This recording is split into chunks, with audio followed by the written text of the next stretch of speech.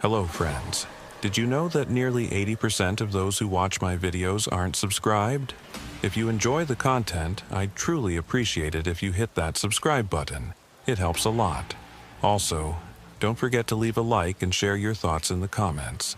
Your interaction not only supports the channel's growth, but also helps these stories reach more people. Thank you all for being here. By the way, where are you watching from? Let me know in the comments.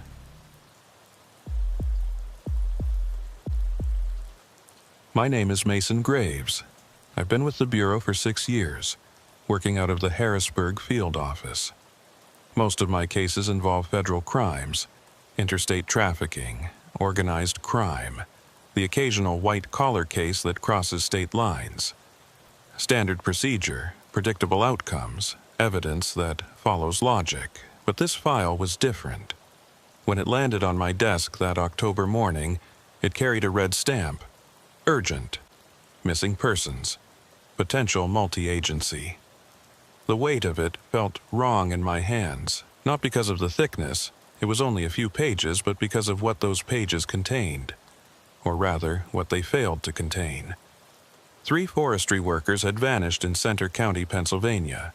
Not injured, not delayed by weather, not stranded with a broken-down truck. Vanished. Their last radio contact came at 2:47 p.m. on October 11, 1994, from somewhere along Route 322 near the Tussey Mountain Overlook. The transmission was routine, weather clear, progress on schedule, estimated return by nightfall. They never made it back. The Pennsylvania State Police began their search within hours. Local volunteer groups combed the forest. Helicopters scanned the treetops. On the 3rd day, when no trace was found, no abandoned vehicle, no equipment, no footprints in the dense Appalachian brush, the case was taken over by federal investigators. That's when they called me. I arrived in the area on Friday, October 14th. The fall colors were at their peak, bright reds and golds that tourists were eager to see. But as I crossed the mountains on Route 322, I couldn't shake the feeling that this beauty was a mask. The forests here are old. Not ancient like redwoods, but old enough to remember things, old enough to hold secrets. The local state police station was a low brick building on the outskirts of State College, smelling of burnt coffee and old files. Sergeant Dale Pritchard met me in the parking lot. He was in his 50s, his face weathered from too many winters and too many unsolved cases. We shook hands. Then he led me inside without a word. The conference room was small, with fluorescent lights that buzzed faintly and a map of Center County pinned to the wall. Red circles marked the search zones. Blue pins indicated where volunteer teams had been deployed. Yellow tape outlined Route 322 from State College to the Huntingdon County line. 3 men, Pritchard began, tapping the map near Tussey Mountain. Lumber survey crew, experienced guys, all of them. Wyatt Brennan, crew chief, 42 years old, been doing forestry work for 20 years. Then there's Cole Ritter and Miles Unger, younger guys, mid-30s, but they know the woods. Not the type to wander off or get lost. What were they surveying? I asked, pulling out my notebook. Logging viability for a private contractor. They were mapping old growth sections, checking soil stability, that kind of thing.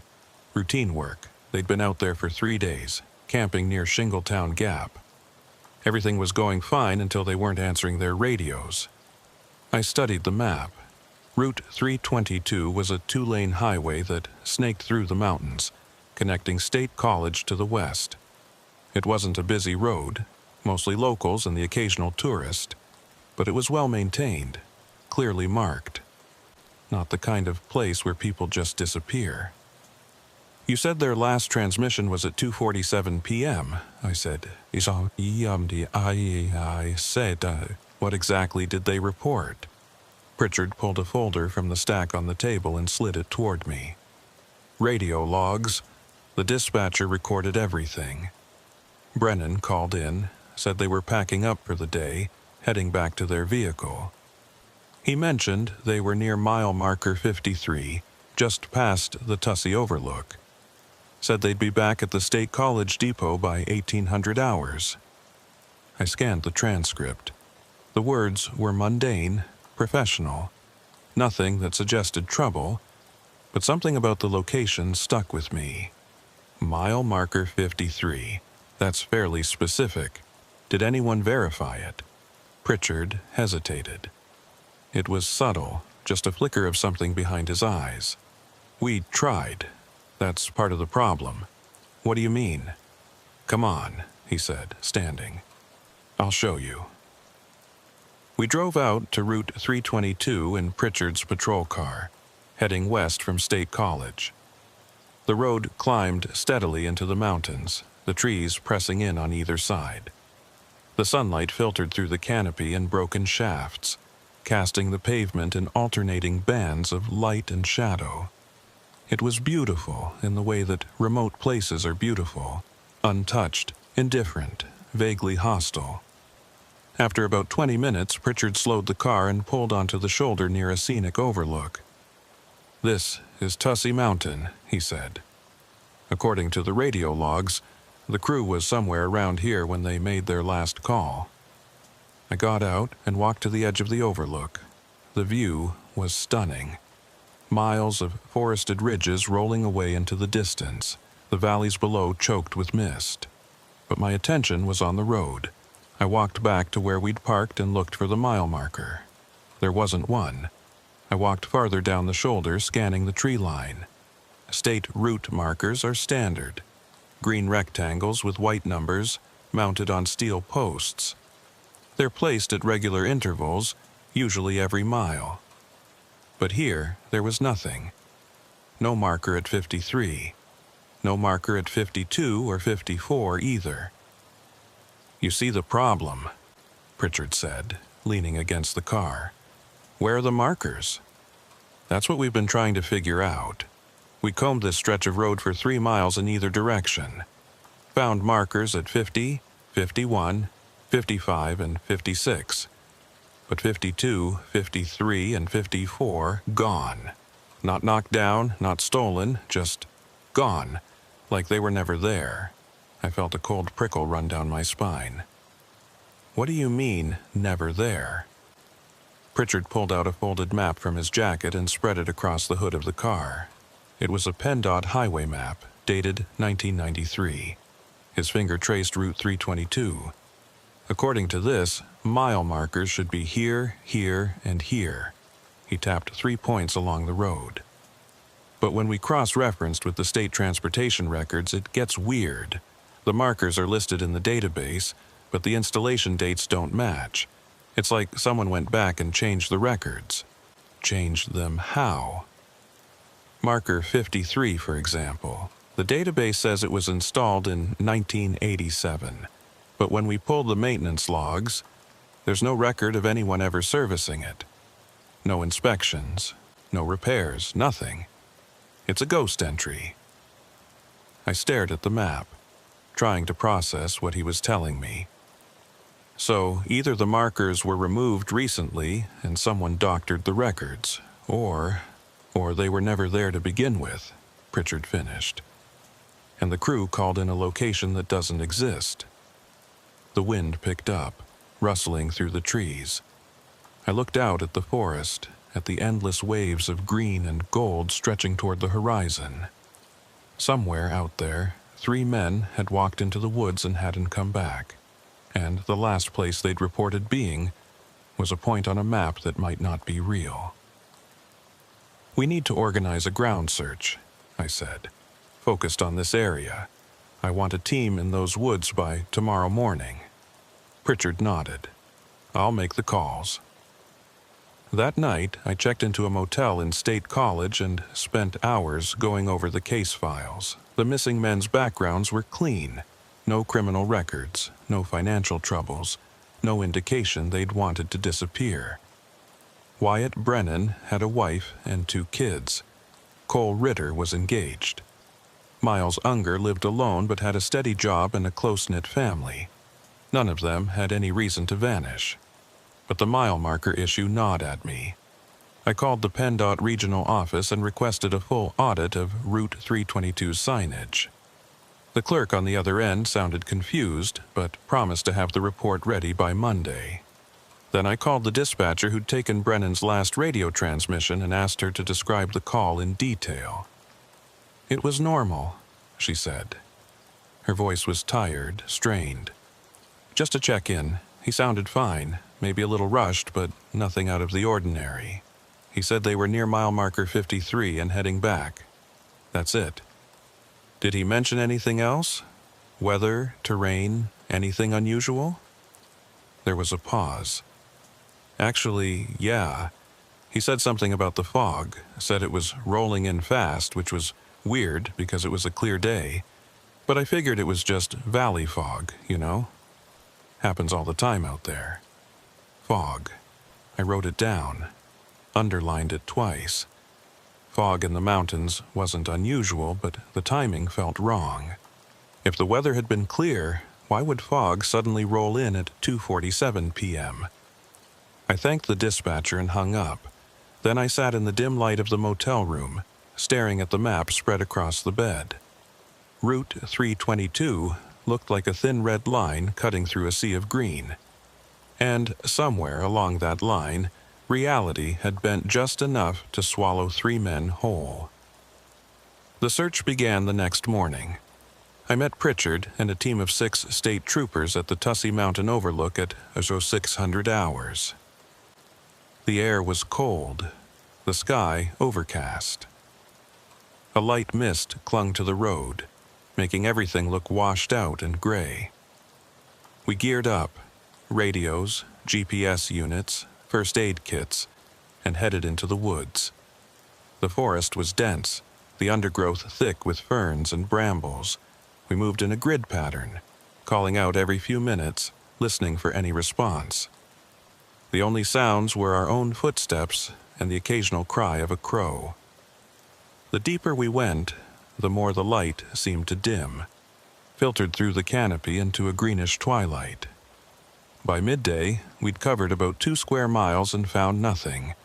No tracks, no disturbed soil, no signs of a campsite. It was as if the crew had evaporated. We stopped for lunch near a creek, and I could see the frustration on everyone's faces. This was supposed to be a straightforward search and rescue. But there was nothing to rescue, nothing to find. "We'll keep going," Pritchard said, though his tone suggested he didn't expect results. Maybe they pushed farther west than they reported. We fanned out again, heading deeper into the mountains. The terrain grew rougher, the slopes steeper.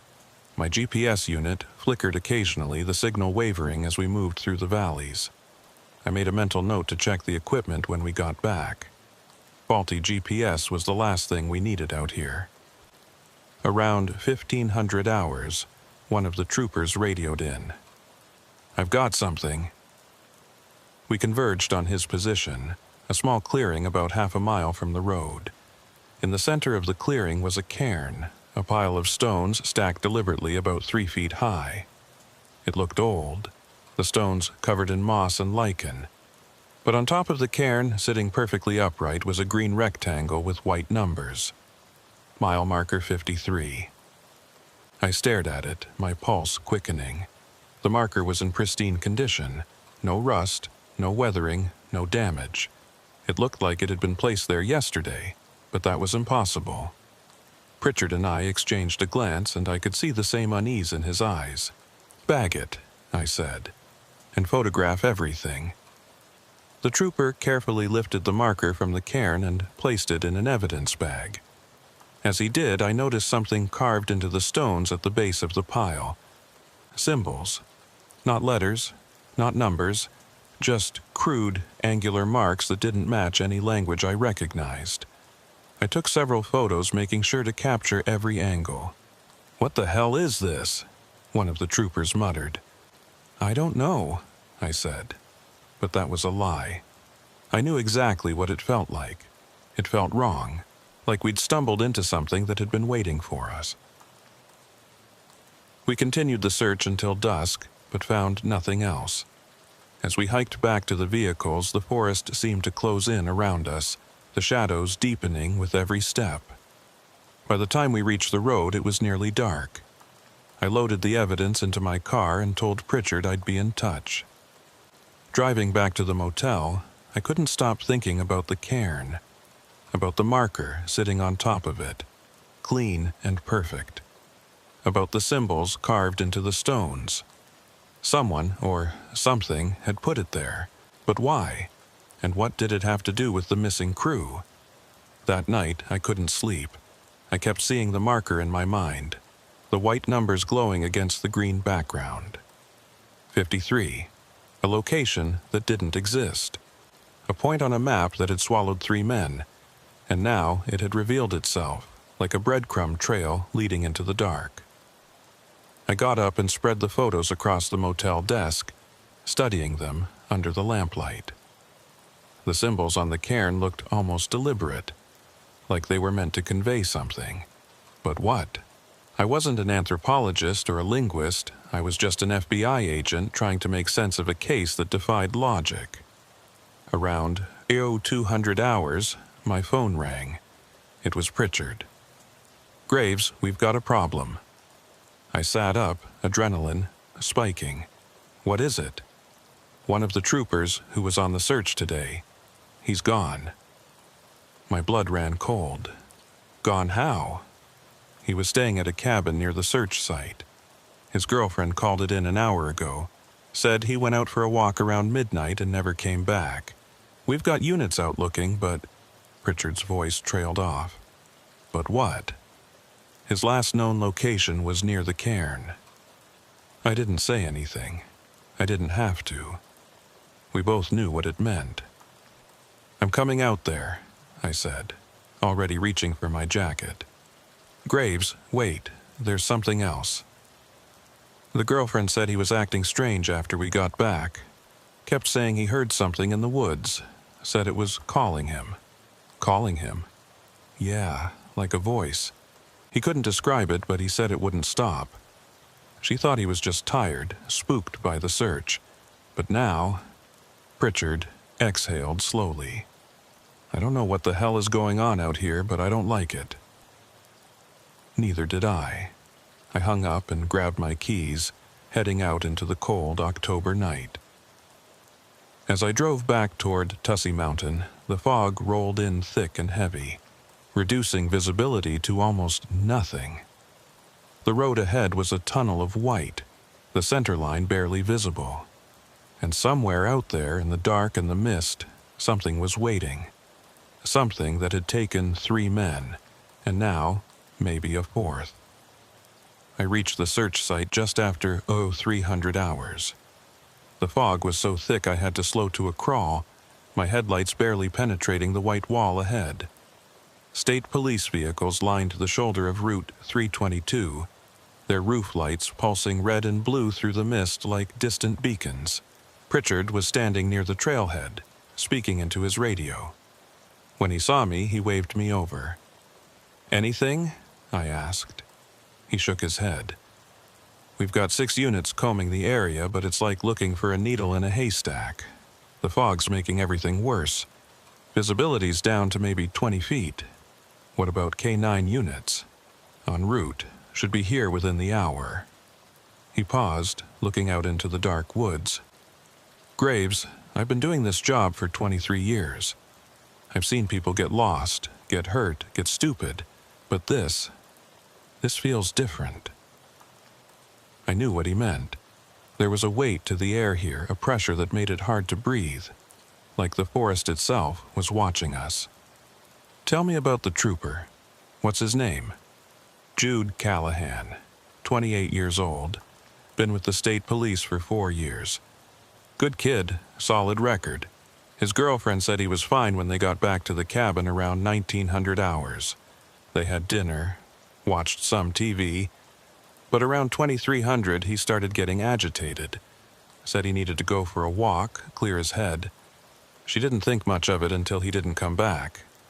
"Did she hear anything, see anything?" "Nothing. She said the cabin was quiet. No strange sounds, no signs of a struggle. He just walked out the door, and disappeared. I pulled out my flashlight and checked the beam. "Show me the cabin." We hiked about a quarter-mile into the woods, following a narrow trail that wound through the trees. The fog pressed in on all sides, muffling our footsteps, turning the world into a claustrophobic gray void. Every few minutes, I'd hear a voice over the radio. Search teams checking in, reporting no contact. The repetition was maddening. The cabin was a small, rustic structure set in a clearing.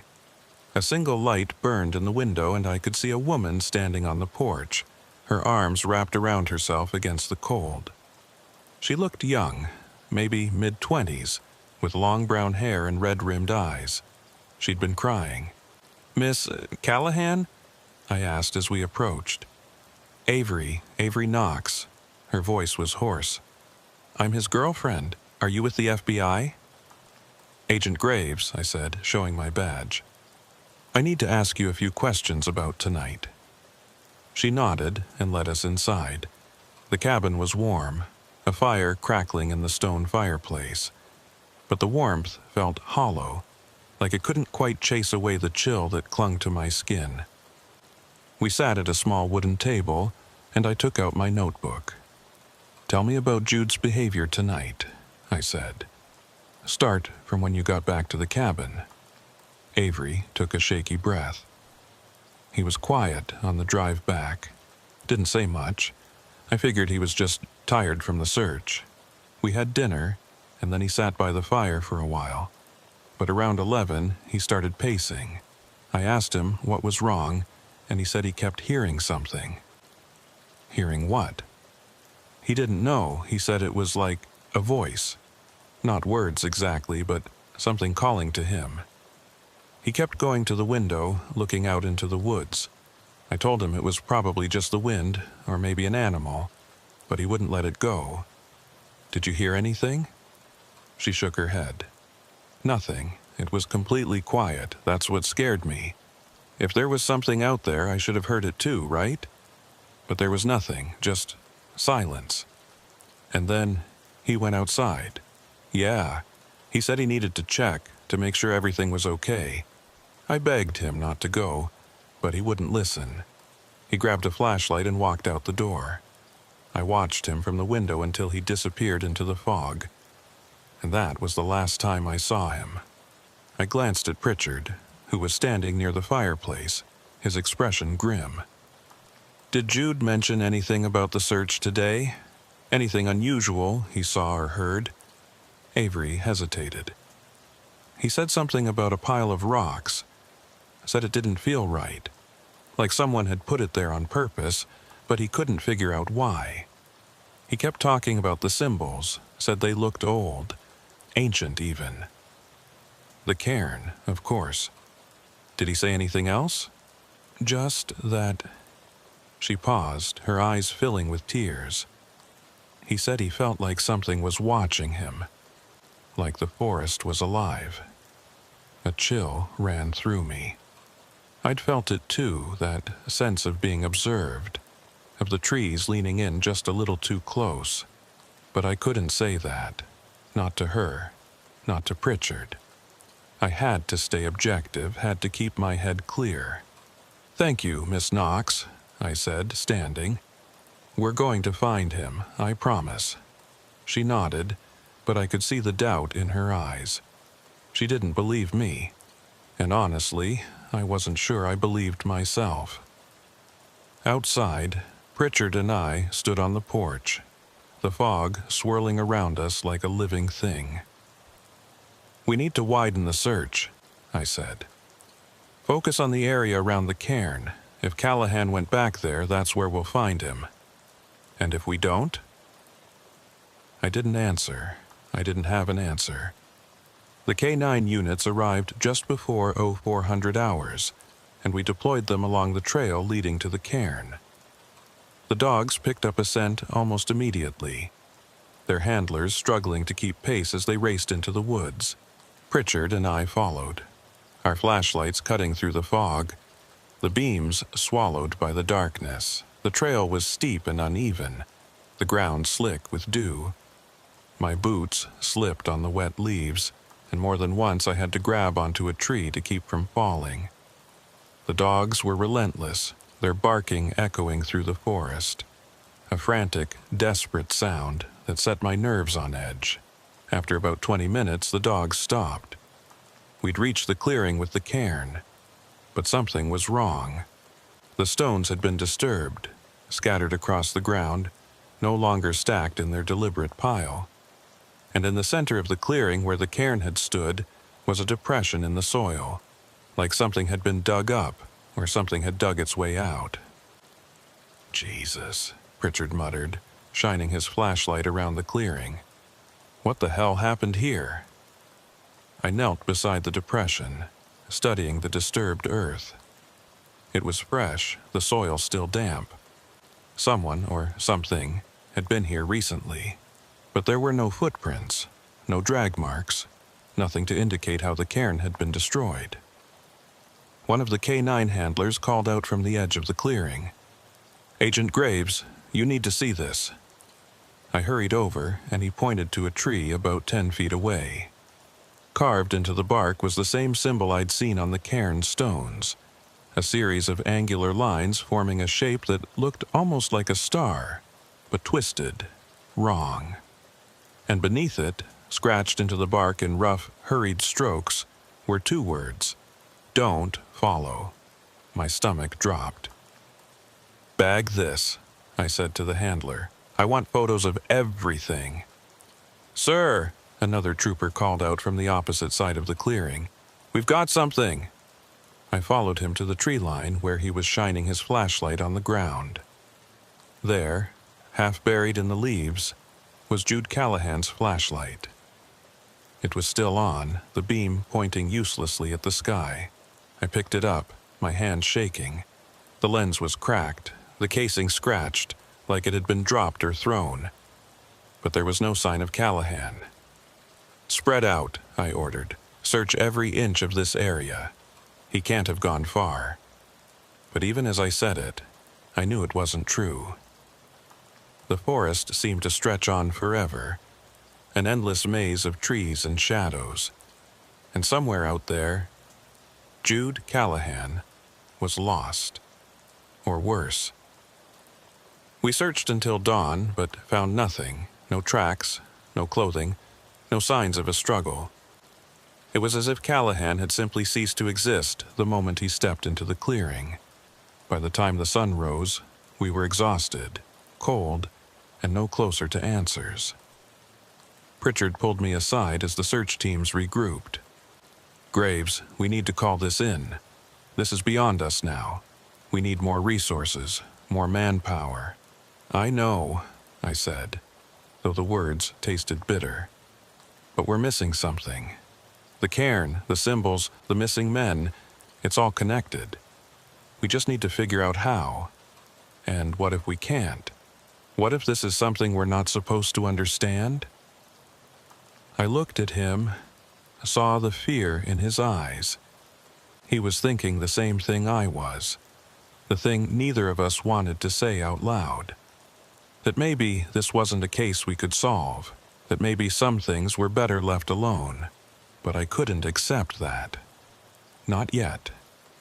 Back at the motel, I spent the morning going over every piece of evidence we'd collected. The mile marker, the symbols, the cairn, the warnings carved into the tree. I laid it all out on the bed, trying to see the pattern, the connection. But the more I looked, the less sense it made. Around noon, my phone rang. It was the PennDOT clerk I'd spoken to earlier. "Agent Graves, I've got that report you requested, but, there's a problem." "What kind of problem?" "Well, according to our records, mile markers 52, 53, and 54 on Route 322 were never installed.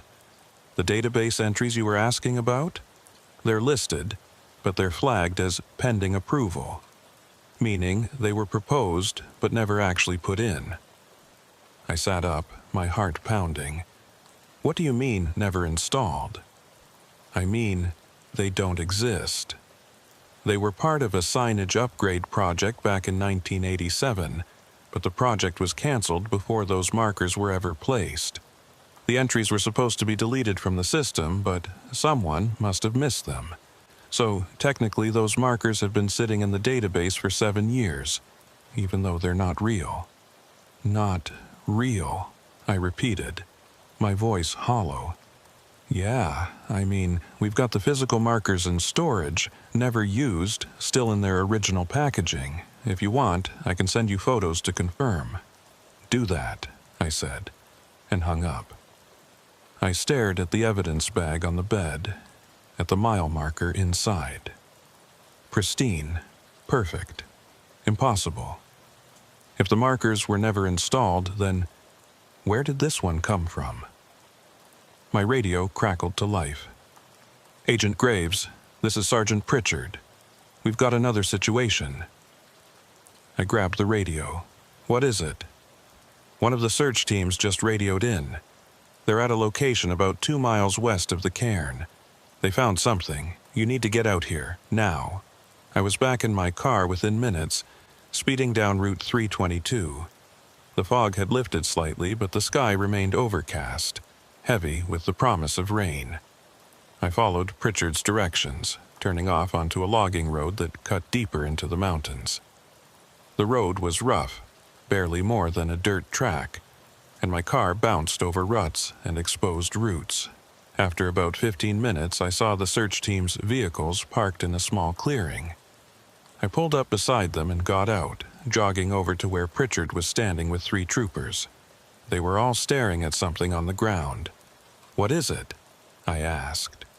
Pritchard didn't answer. He just pointed. I looked down and felt my blood turn to ice. It was a boot. A state trooper's boot, still laced, still tied, and inside it, half rotted and covered in moss, was a human foot. "That's Callahan's boot," one of the troopers said, his voice barely above a whisper. "I saw him wearing it yesterday." I knelt beside the boot, my mind racing. The decomposition was wrong. Callahan had been missing for less than 12 hours. There was no way his body could have decayed this much in that time. But here it was, undeniable. The flesh was gray and shriveled, the bones visible beneath the sagging skin. "Bag it," I said, though my voice sounded distant, disconnected. "And search the area. There might be more." There was. Over the next hour, we found pieces scattered across the clearing. A femur, a rib cage, fragments of a skull. All of them showed the same advanced decomposition, like they'd been lying here for weeks, or months, or years. But the clothing was fresh. The uniform was intact, the fabric barely worn. The badge still gleamed. "This doesn't make sense," Pritchard said, his voice tight. "None of this makes sense." I didn't respond. I was staring at the fragments, at the impossible juxtaposition of fresh clothing and ancient bone. And then I saw it. Carved into the femur, barely visible beneath the layer of moss, was the same symbol from the cairn, the twisted star. "Pack everything up," I said, standing. "We're taking this back to the lab." "Graves, what the hell is going on?" "I don't know," I said, and for the first time I realized I might never know. That night, I sat in the motel room, staring at the evidence photos spread across the desk. 4 men gone. 4 men who'd walked into the Pennsylvania woods and never come back, and the only thing connecting them was a mile marker that didn't exist and a symbol I couldn't decipher. I called the Harrisburg office and requested a forensic anthropologist and a linguist. If I was going to make sense of this, I needed experts. People who could look at the evidence and see something I was missing. But even as I made the calls, I knew it wouldn't be enough. Because whatever was happening in these woods, it wasn't something that could be explained by science or logic. It was something else. Something older. Something that didn't want to be found. And it was still out there, waiting. The forensic anthropologist arrived 2 days later. Her name was Dr. Evelyn Marsh, a specialist in skeletal analysis from the University of Pittsburgh. She was in her 40s, with sharp eyes and a no-nonsense demeanor that immediately put me at ease. If anyone could make sense of the remains we'd found, it was her. We met at the state police barracks, where the evidence had been temporarily stored in a refrigerated unit. Pritchard and I watched as Dr. Marsh unpacked the fragments, laying them out on a steel examination table with practiced precision. She worked in silence, her gloved hands moving quickly, sorting bone from clothing, cataloging each piece. After about an hour, she looked up. "This is unusual." "Unusual how?" I asked. She picked up the femur, turning it over in her hands. "The decomposition pattern is inconsistent with the timeline you've given me. If these remains have only been exposed for 12 hours, they shouldn't look like this. The soft tissue should be largely intact, with minimal decay. But what I'm seeing here suggests weeks, maybe even months of exposure. Could the environment have accelerated the process? The cold, the moisture? To some extent, yes, but not like this. And there's something else." She pointed to the bone's surface.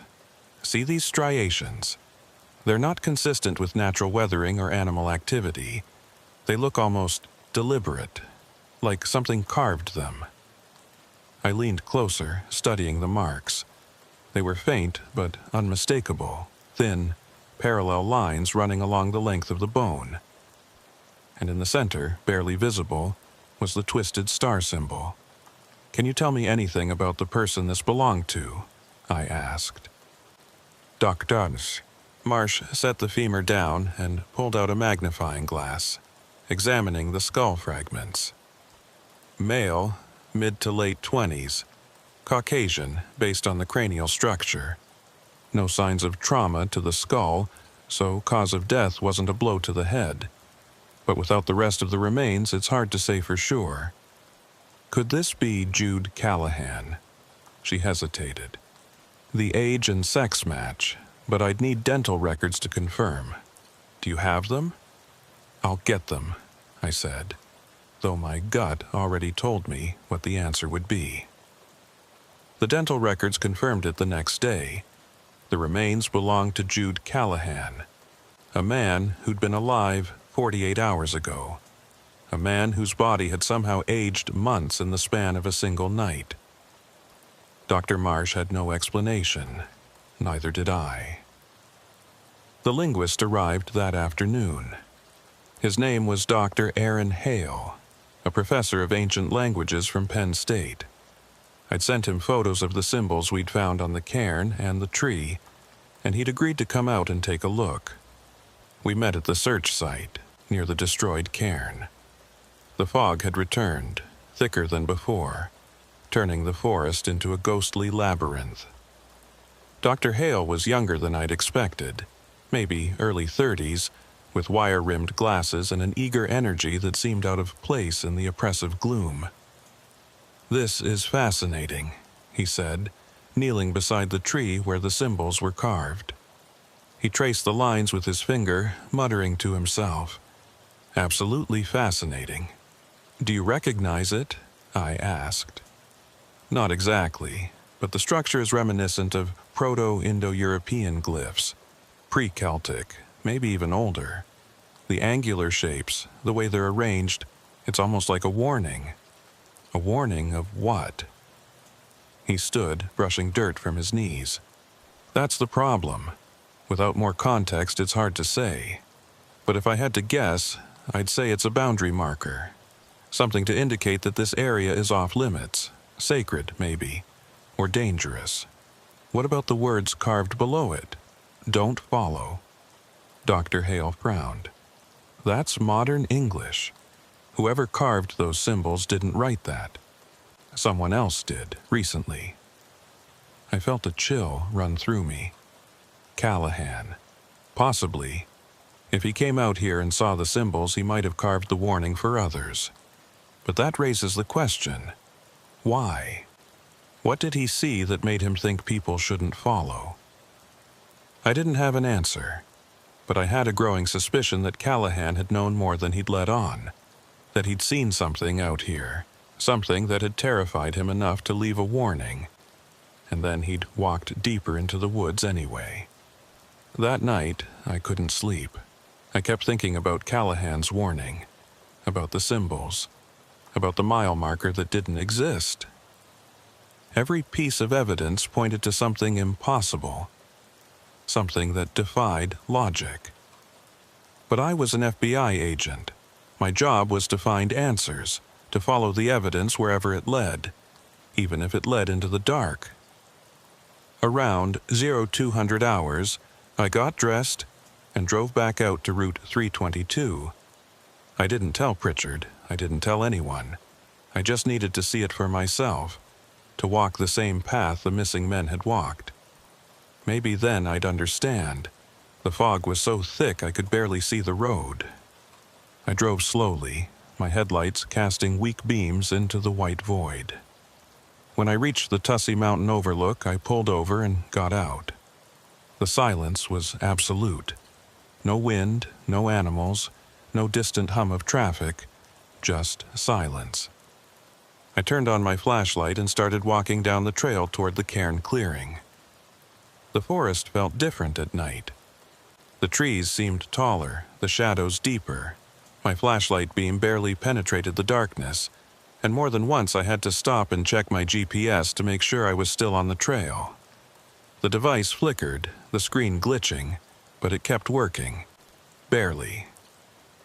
After about 20 minutes, I reached the clearing. The cairn was still destroyed, the stones scattered. I knelt beside the depression in the soil and shone my light into it. It was deeper than I'd realized, maybe 3 feet down. The edges were smooth, almost polished, like something had burrowed through the earth. I stood and swept my flashlight across the clearing. That's when I saw it. On the far side of the clearing, just beyond the tree line, was another mile marker, number 53. It was standing upright, perfectly placed, as if it had always been there. But I knew it hadn't. We'd searched this area a dozen times. There was no marker here. I walked toward it, my pulse racing. The closer I got, the more wrong it felt. The air around it was colder, the silence more oppressive. And then I heard it.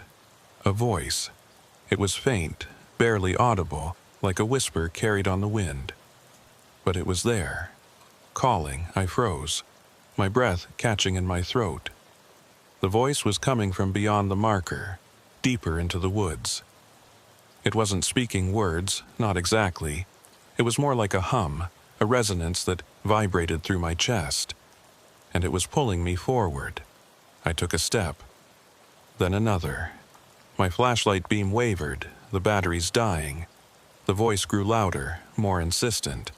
I could feel it in my bones, in my skull, a pressure building behind my eyes. Another step. The marker was right in front of me now. I reached out to touch it, my fingers brushing the cold metal. And then, my GPS unit screeched, the screen flashing white. I stumbled back, the spell broken. The voice stopped. The silence returned. I ran. I didn't think, didn't look back. I just ran, crashing through the underbrush, my flashlight dead, the darkness swallowing me whole. I didn't stop until I reached my car, my lungs burning, my hands shaking so badly I could barely get the key in the ignition. I drove back to the motel, my mind reeling. I'd heard it. I'd felt it. Whatever was out there, whatever had taken those men, it had tried to take me too. The next morning, I called Pritchard and told him we needed to shut down the search. He didn't argue. He'd seen the look in my eyes when I walked into the barracks, and he knew. We both knew. The case was officially closed on November 2nd, 1994.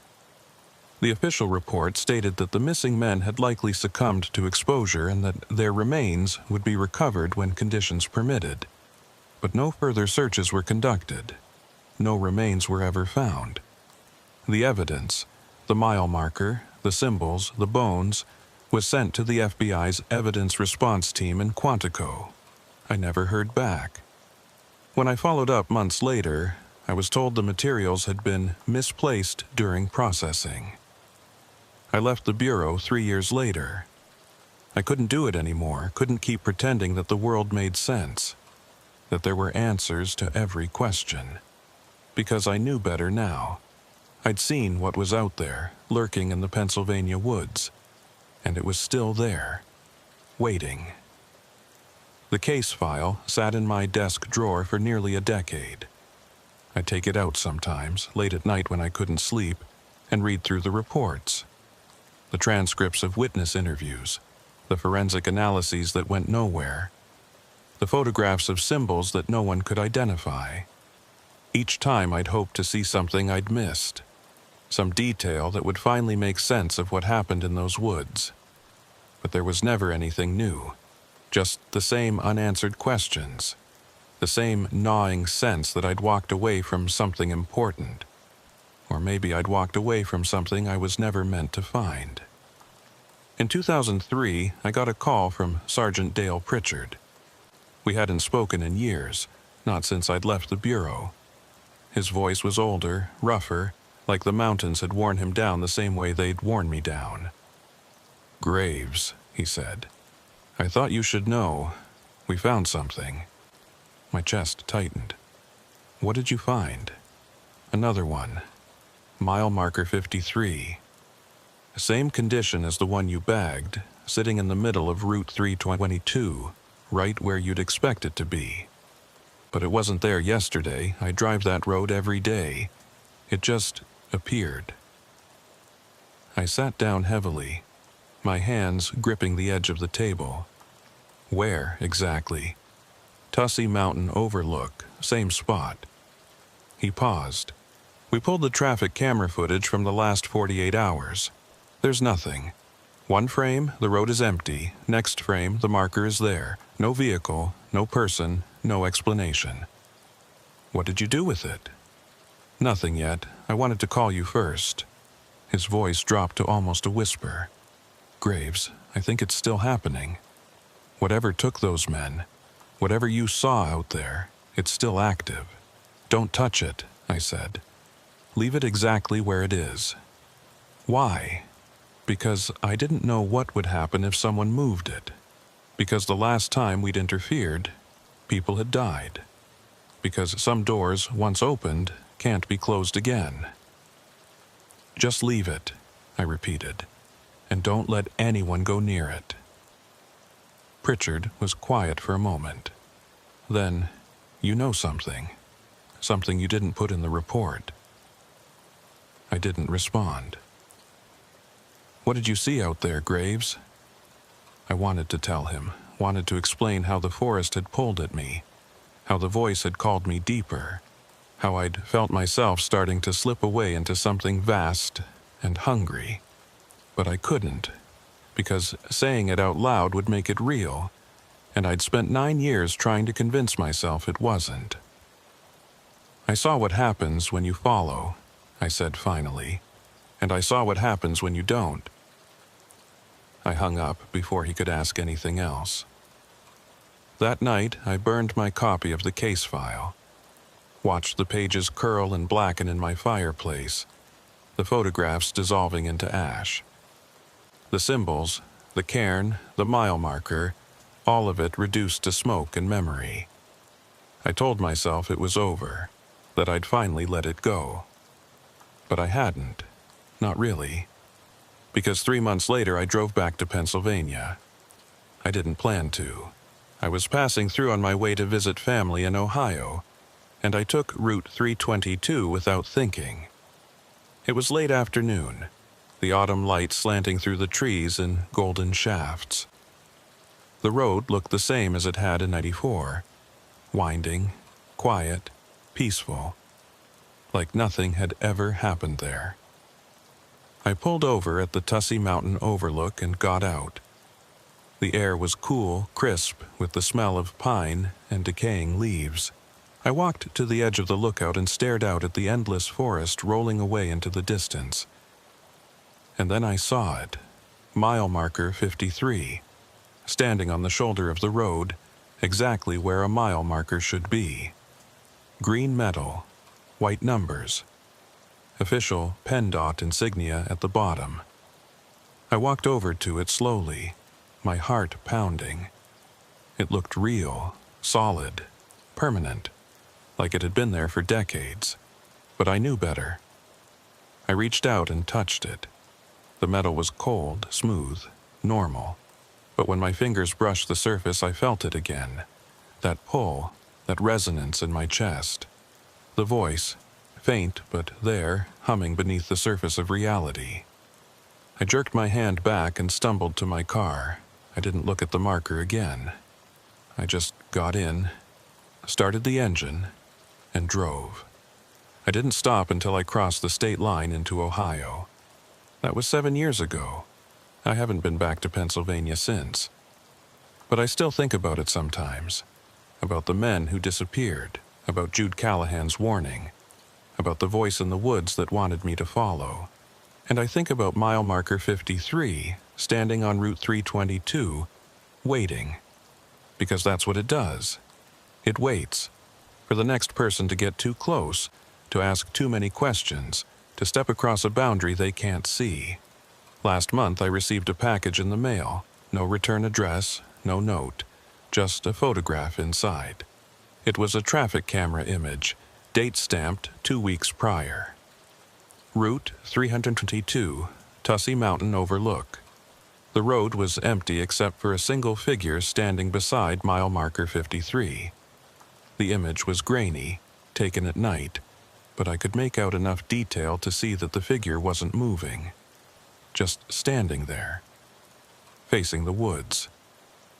I turned the photograph over. On the back, someone had written a single sentence in neat, careful handwriting.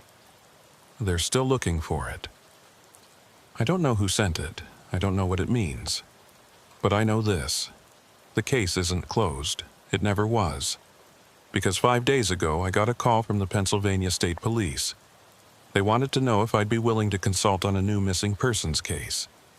3 hikers had vanished near Tussey Mountain. Last known location, Route 322, near mile marker 53. I told them I couldn't help. Told them I was retired, that I didn't do field work anymore. But the truth is, I'm afraid. Afraid of what I'll see if I go back. Afraid of what I'll hear if I listen too closely. Afraid that this time I won't be able to walk away. The file is still in my drawer. I've never been able to throw it away, even after burning my copy. This one is different. It's the original bureau file, the one they said was lost. It arrived on my doorstep a year after I left the FBI, in a plain manila envelope with no markings. Inside the file, tucked between the last 2 pages, is a single piece of paper I don't remember seeing before. It's a PennDOT work order from 1987, authorizing the installation of mile markers 52, 53, and 54 on Route 322. At the bottom, there's a handwritten note in faded ink, installation canceled. Crew refused to complete work. Reported anomalous conditions at site. Recommend area be flagged for review. Below that, someone else had written in different handwriting. Review denied. Site cleared. No further action required. And below that, in a third hand, barely legible. They were wrong.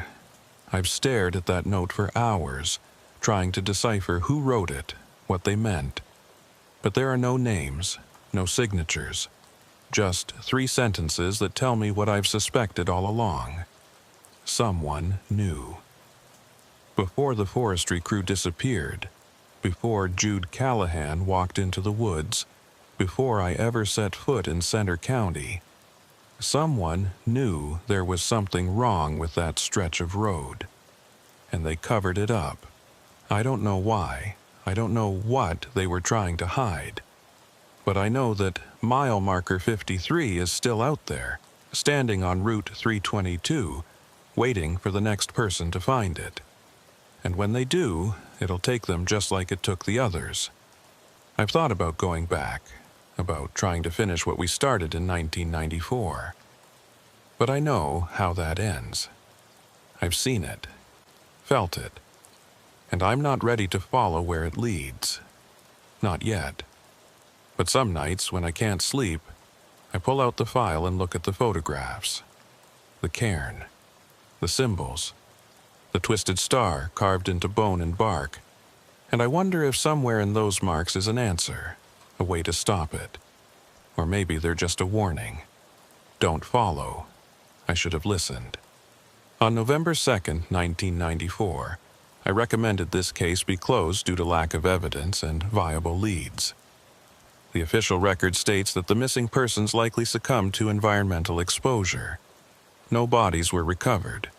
But 20 years later, I can't stop thinking about what the Pendiot record said.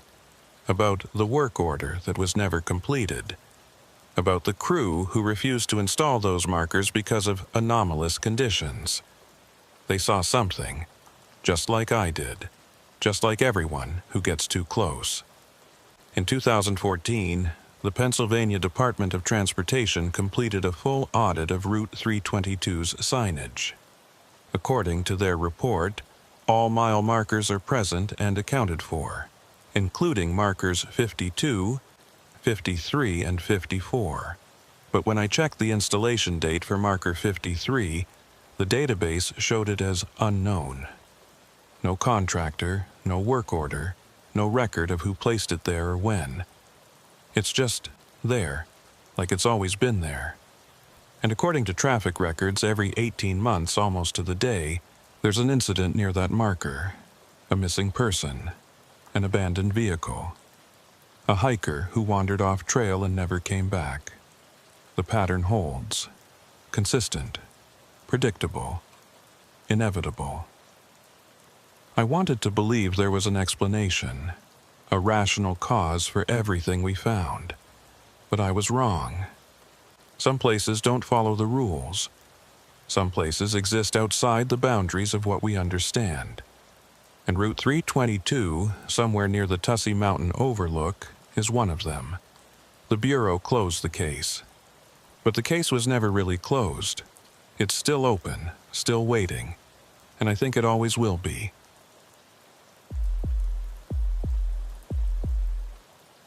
I'm Dalton Briggs, and I've been conducting federal investigations for 9 years. Most of that time has been spent in Pittsburgh, working cases that make sense. Embezzlement, interstate fraud, organized crime networks that operate with predictable patterns. Numbers on spreadsheets, bank records, wire transfers, things you can track, verify, prove in court. The Hermitage steel plant case was nothing like that. It started with a phone call from the Pennsylvania Public Utility Commission on March 8, 1996. A billing analyst named Ruth Kellerman had flagged an anomaly in the electricity consumption records for an abandoned industrial facility in Mercer County. The Hermitage steel plant had been shuttered since May 1, its machinery sold off, its buildings left to rust. Yet according to PUC records, the facility was still drawing power. A lot of power. How much are we talking about? I asked Kellerman during our initial call. Approximately 240,000 kilowatt-hours per month, she said. That's roughly equivalent to a facility running 2 full production shifts. I wrote the number down, underlining it twice. For how long? That's the strange part, Agent Briggs. The consumption pattern started in December 1995, about 4 years after the plant closed. Before that, there was minimal draw, just security lighting, maybe some administrative offices. But then, suddenly, it spiked, and it's been consistent ever since. Who's paying the bill? That's where it gets complicated. The account is still registered under Hermitage Steel Corporation, which went bankrupt in '92. The payments are being automatically divided from an escrow account set up during the bankruptcy proceedings. Nobody's monitoring it. The money just goes out every month. I leaned back in my chair, staring at my notes. An abandoned steel plant drawing enough power to run active production lines. payments coming from a dead company's escrow account. It didn't make sense, but it also didn't sound like a federal matter. Until Kellerman added one more detail. "Agent Briggs, there's something else. We sent an inspector out there last week to check the meters. He never filed his report. When we called him, he said he couldn't go back there, wouldn't explain why, just said he was refusing the assignment and that we should contact law enforcement." That changed everything. I drove out to Hermitage on March 11th. The town sits in the northwestern corner of Pennsylvania, just south of the Ohio border. It's one of those Rust Belt communities that thrived when American steel was king and withered when the mills closed. Empty storefronts line Main Street. Houses with sagging porches. Bars with pickup trucks parked outside at 2 in the afternoon. The steel plant sat on the eastern edge of town. A sprawling complex of corrugated metal buildings, skeletal smokestacks, and rusted rail lines. A chain-link fence surrounded the property, topped with barbed wire. Signs every 50 feet. No trespassing. Property of Hermitage Steel Corp. Violators will be prosecuted. I parked at the main gate and got out. The wind cut across the empty lot, carrying the smell of rust and decay. The gate was chained shut, but the padlock looked new. I examined it closely. No rust, no weathering. Someone had been here recently. Beyond the fence, the plant loomed like the skeleton of some massive beast. Most of the windows were broken, their frames jagged with shards of glass. Graffiti covered the lower walls, tags and crude drawings left by teenagers looking for thrills. But higher up, on the second and third floors, I could see lights, faint yellow, flickering slightly, like fluorescent tubes struggling to stay lit. I pulled out my phone and called the local sheriff's office. A deputy named Warren Teague answered. "Sheriff's office. This is FBI Special Agent Dalton Briggs. I'm at the Hermitage Steel Plant conducting a federal investigation. I need to speak with whoever's responsible for securing the property." There was a pause. The steel plant. That place has been locked down for years. Nobody goes in there. Well, someone's been paying the electric bill, and I can see lights on inside. Another pause, longer this time. "I'll be there in 10 minutes.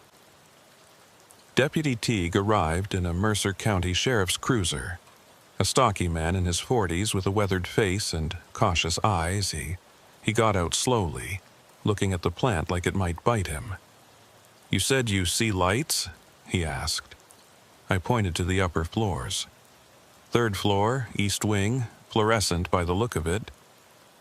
Teague squinted, then nodded. "Huh. Yeah, I see 'em. That's new." "New as in recent."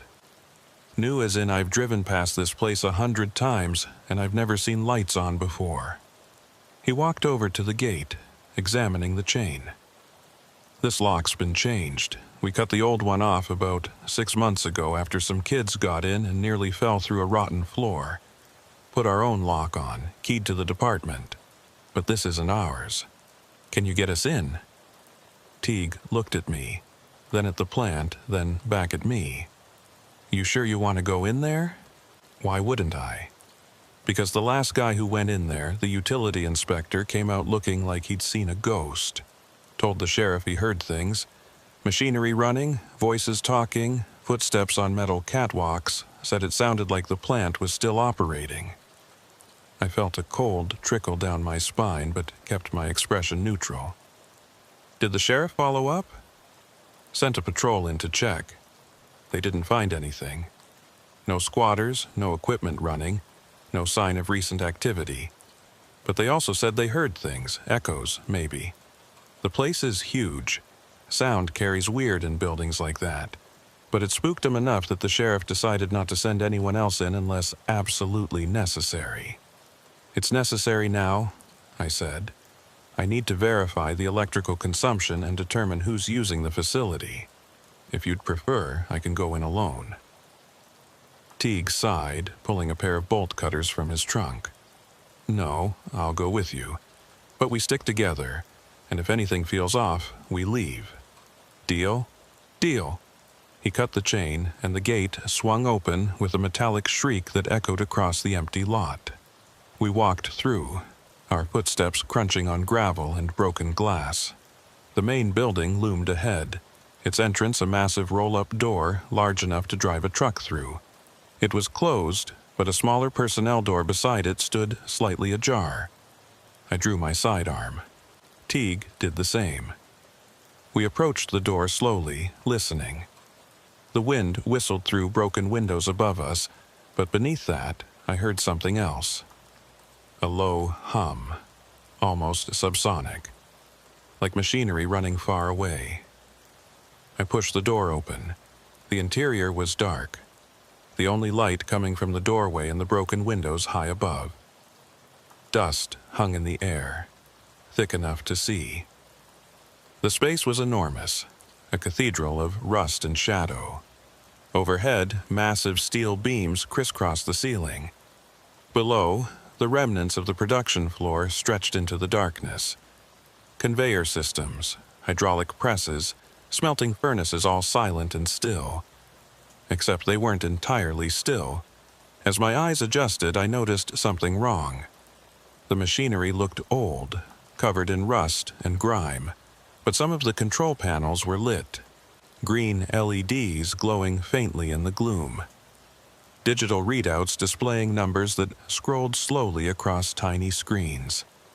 Jesus, Teague whispered. That's new. We moved deeper into the plant, our flashlights cutting through the darkness. The hum grew louder, resonating through the floor beneath our feet. And then I heard it. A voice.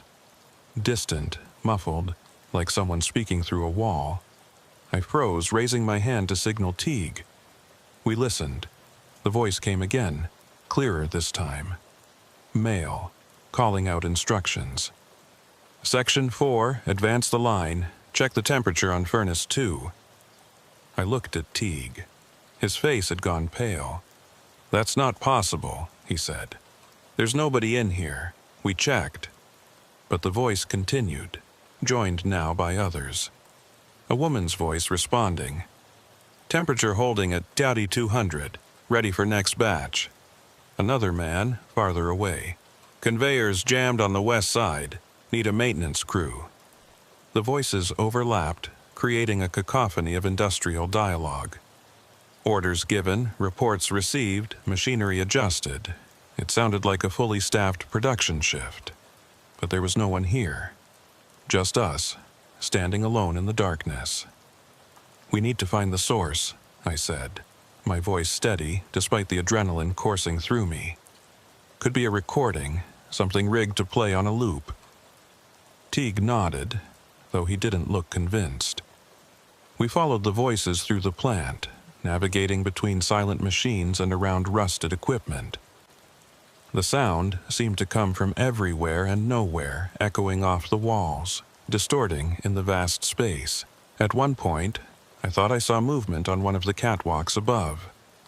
A shadow passing in front of a broken window, but when I aimed my flashlight up, there was nothing. The voices led us to the east wing, where the lights were visible from outside. We climbed a metal staircase, each step groaning under our weight. The second floor was more intact than the ground level. Offices and administrative spaces, their doors hanging open or missing entirely.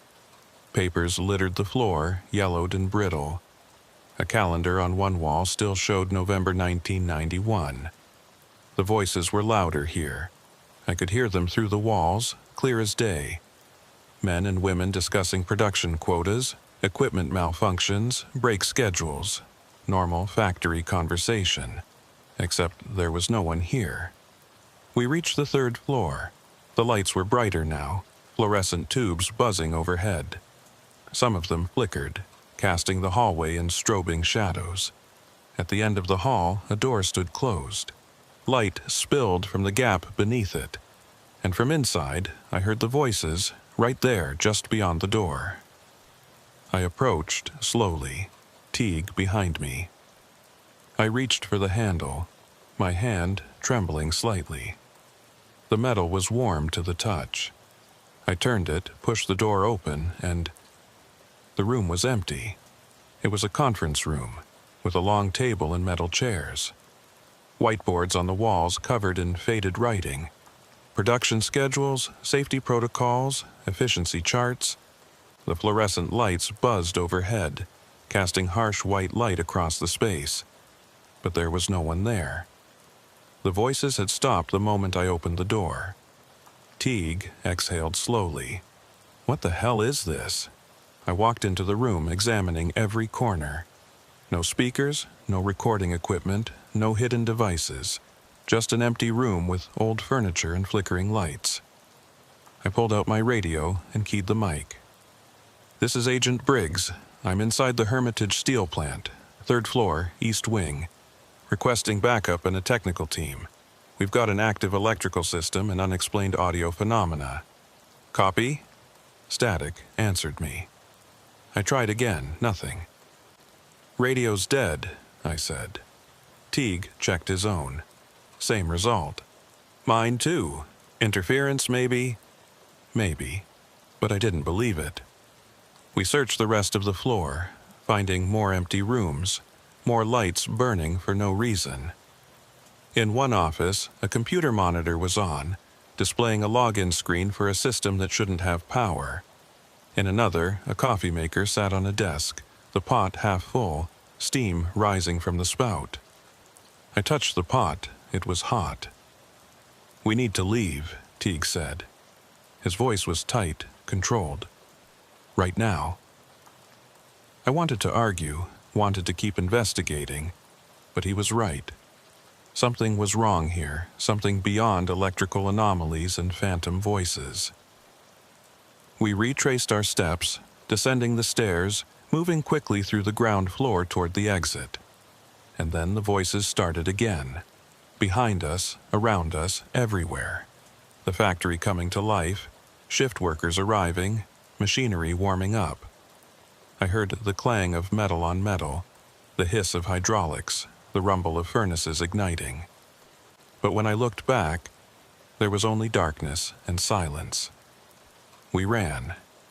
Didn't stop until we burst through the personnel door and into the daylight. The sounds cut off immediately, like a switch had been flipped. We stood in the parking lot, breathing hard, staring at the building. "What did we just hear?"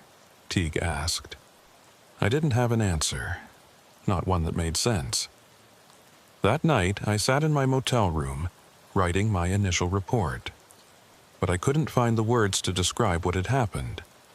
Phantom voices weren't something you put in an FBI field report. Mysterious coffee pots and glowing computer screens weren't evidence of a crime. They were impossible. But they had happened. I'd seen them, heard them. And I had a witness. I called the Pittsburgh field office and requested a full investigation team. Agents with technical expertise, audio analysis capabilities, and experience with industrial facilities. They told me they'd have a team on site within 48 hours. In the meantime, I went back to the plant, alone. I arrived just after midnight, parking at the gate. The chain was still cut, the lock hanging loose. I grabbed my flashlight, my sidearm, and a digital recorder. If there were voices in there, I was going to capture them. The plant was darker at night, more oppressive. My flashlight beam seemed weaker, swallowed by the vast emptiness. I moved through the ground floor quickly, heading straight for the east wing staircase. The voices started before I reached the second floor. Louder this time, clearer. I could make out individual words, sentences, entire conversations. And I recognized some of the voices, not personally, but the cadence, the terminology. These were real steel workers talking about real work, but they were talking about it in present tense, as if the plant was still operating. I reached the third floor and positioned myself outside the conference room. The recorder was running, the red light blinking. I listened. "Temperatures dropping on furnace 3. Need to adjust the oxygen mix." "Copy that. Increasing flow by 15%. How's the yield on the last batch? 92%, well within spec. I took notes, documenting every word. The conversation continued for nearly 20 minutes. Routine factory operations. Nothing unusual except for the fact that no one was there. And then, abruptly, the voices changed. Do you hear that? Hear what? Someone's here, in the building. My blood ran cold. They were talking about me. 3rd floor, I think, near the conference room. Should we check it out? No, let's just finish the shift. Keep your head down. The voices dropped to whispers, too quiet for me to make out. I stood frozen, my heart pounding, the recorder still running. And then footsteps. Metal footsteps on the catwalk above me, moving quickly, purposefully, coming closer. I bolted, ran down the stairs, through the ground floor, out into the night. I didn't stop until I was in my car, doors locked, engine running. I sat there, shaking, staring at the plant. The recorder was still in my hand. I rewound it and hit play. Static, just static. 20 minutes of white noise. The voices weren't on the recording. The technical team arrived on March 13th. 4 agents from the Pittsburgh office. Lawson Hale, a senior investigator with 20 years in the Bureau, Harper Quinn, an electronics specialist, Marcus Sloan, a forensic analyst, and Avery Knox, a junior agent with a background in industrial engineering.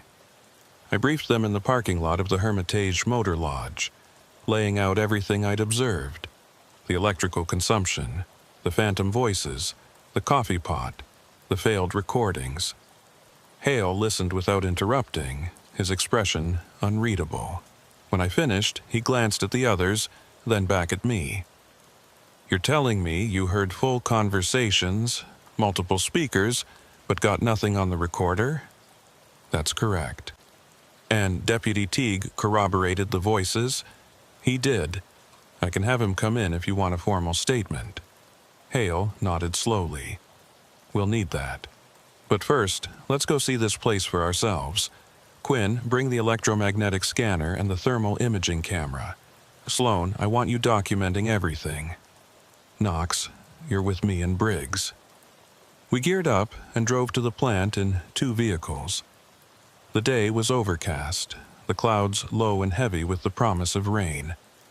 The plant looked different in daylight, less menacing, more pathetic. Just a ruined building slowly being reclaimed by nature. But the lights were still on. We cut a new chain and entered through the same personnel door I'd used before. The interior was exactly as I remembered. Vast, dark, filled with the hulking shapes of abandoned machinery. But this time, with 5 of us and professional equipment, it felt more manageable, less like stepping into another world. Quinn immediately pulled out the electromagnetic scanner and began sweeping the area. The device crackled and chirped, detecting the ambient electrical field. She frowned at the readout. This is weird. I'm getting massive EM readings, but they're not consistent. It's like the power is cycling on and off, but there's no pattern. And the source? She turned in a slow circle, watching the scanner. It's everywhere. The entire building is lit up. What does that mean? Knox asked. It means the electrical system is active, but it shouldn't be. There's no main power line connected to the grid, at least there shouldn't be. Hale pulled out a flashlight. Let's find the electrical room, see what's actually running. We navigated through the ground floor, following Quinn's directions. The electromagnetic readings grew stronger as we moved deeper into the plant, leading us to a metal door marked electrical. Authorized personnel only. It was unlocked. Inside, the electrical room was surprisingly intact. Circuit breakers lined the walls, their labels faded but still legible. And in the center of the room stood the main distribution panel, a massive metal cabinet covered in switches and gauges. Most of them were in the off position, but several were flipped to on, their indicator lights glowing green. Quinn approached the panel, scanner in hand. These circuits are active. They're feeding power to... Let me see. She traced the labels. Third floor lighting, second floor HVAC, ground floor control systems, and something listed as production floor alpha. Production floor alpha? I said. What's that? Knox pulled out a set of blueprints we'd obtained from the county records office. She unfolded them on the floor, and we crouched around them. According to these, production floor alpha is the main smelting and casting area. That's where the furnaces would have been. Let's check it out, Hale said. We left the electrical room and headed west, deeper into the plant. The production floor was a nightmare of rusted metal and broken concrete.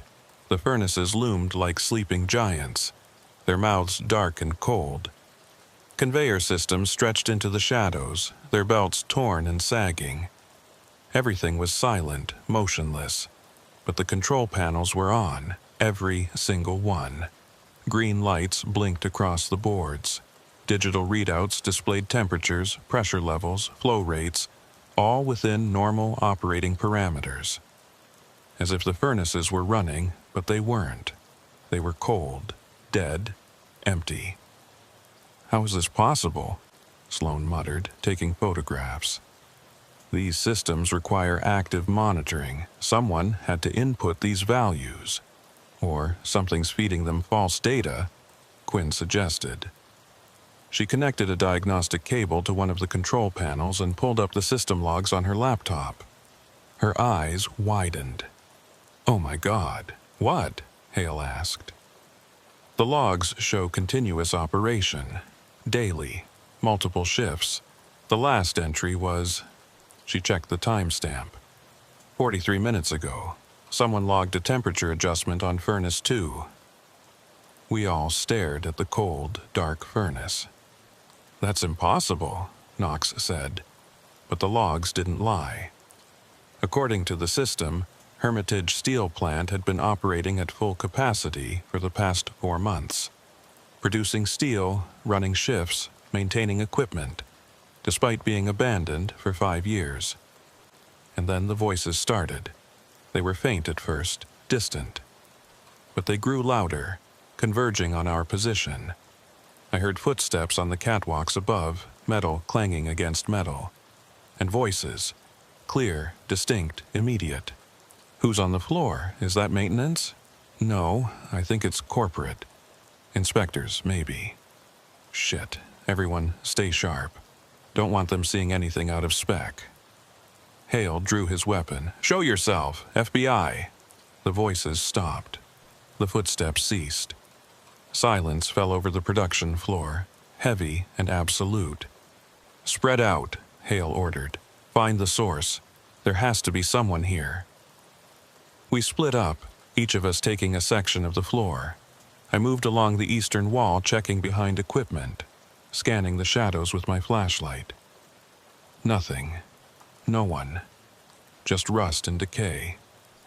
Agent Briggs. I spun around. The voice was right behind me, close enough that I should have felt breath on my neck. But there was no one there. Agent Briggs, you shouldn't be here. It was a man's voice, calm and matter-of-fact. I aimed my flashlight in the direction of the sound, but the beam illuminated only empty air. Who are you? I demanded. Someone who understands what this place is, what it needs. Show yourself. I can't. None of us can. We're not here.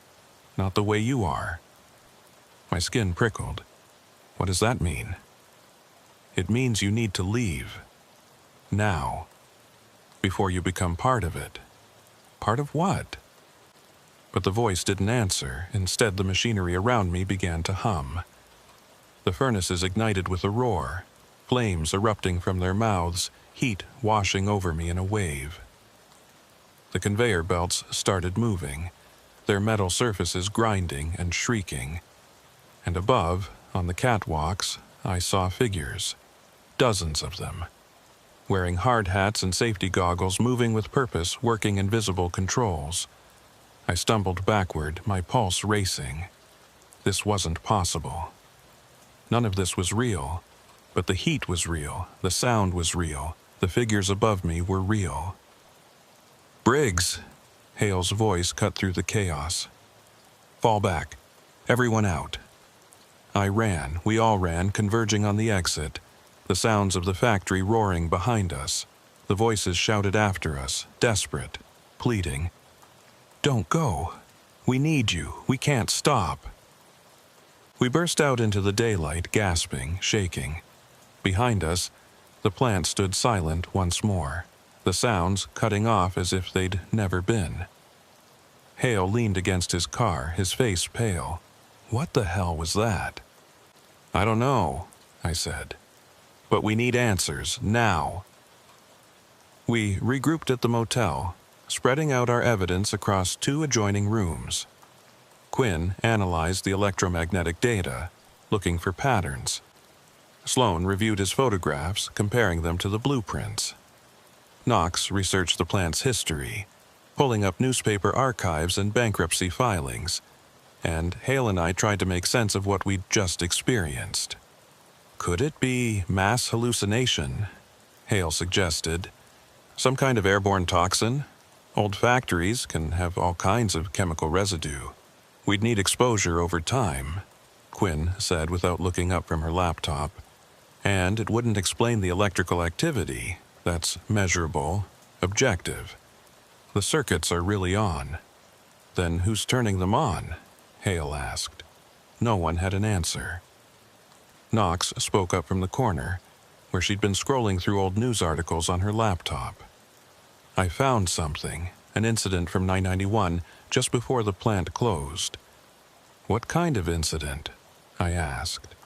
"An explosion in one of the furnaces. Killed 12 workers, injured 20 more. According to the reports, it was a catastrophic failure. Improper maintenance, cost-cutting measures, ignored safety protocols.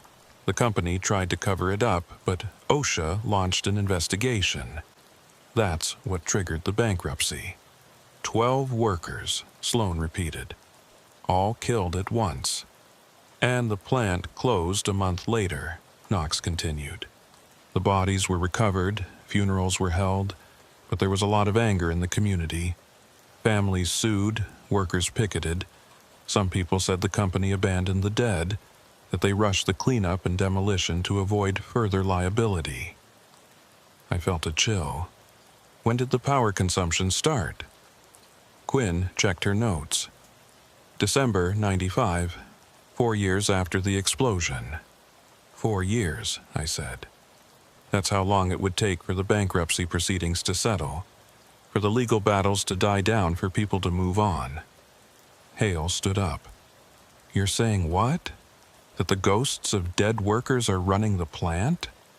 "I'm saying we need to find out what happened to those 12 workers, where they're buried, if there was anything unusual about the aftermath." Knox was already typing. "Give me a minute."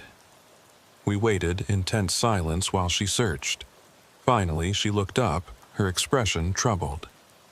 "There's a problem. According to the records, only 11 bodies were recovered." "What happened to the 12th?" Hale asked. "Unknown. The reports say the remains were too badly damaged to identify. The family held a memorial service with an empty casket, but there was never a burial. The body was..." She scrolled down. "It was supposed to be in the county medical examiner's custody, pending identification through dental records. But there's no follow-up, no confirmation that it was ever claimed." "Where's the ME's office?" I asked. "Mercer County Courthouse, downtown Hermitage." "Let's go." The Mercer County medical examiner was a woman named Dr. Patricia Rourke, a no-nonsense professional in her 60s who'd held the position since 1989. She met us in her office, a cramped space lined with filing cabinets and anatomical charts. "I remember the Hermitage steel explosion," she said when we explained our visit. Worst industrial accident I've ever had to process. 12 victims, most of them burned beyond recognition. We used dental records, fingerprints, anything we could to identify them. The records say only 11 were identified, I said. What happened to the 12th? Dr. Rourke's expression darkened. That's complicated. We had 12 bodies initially, but when we went to match the dental records for the last victim, a man named Victor Dane, we couldn't make an identification. The teeth didn't match. Neither did the bone structure. So it wasn't Victor Dane. No, it was him. We confirmed it later through DNA, but the body we had in the morgue, it wasn't his, or rather it was, but it also wasn't. I don't know how else to explain it. Try, Hale said. Dr. Rourke sighed. The body was wrong, anatomically wrong. The bones were fused in places they shouldn't be. The organs, what was left of them, were in the wrong positions. And there was metal.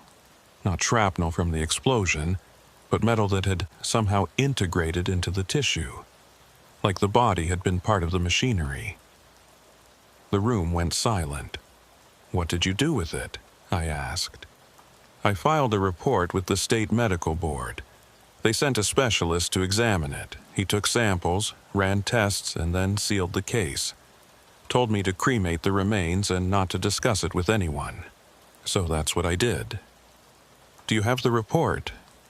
It was classified, taken by the specialist when he left, but I kept copies of the x-rays. She pulled open a filing cabinet and retrieved a large envelope. I probably shouldn't show you these, but given that you're federal agents, she spread the x-rays across her desk. I leaned in, studying the images, and felt my stomach turn. The skeleton was human, but twisted. The ribs had grown together, forming a cage that wrapped around the spine. The bones of the arms and legs showed signs of metal infusion, thin lines of foreign material running through the marrow. And in the chest cavity, where the heart should have been, was a mass of metal and organic tissue fused together in a shape that looked almost mechanical. "What is this?"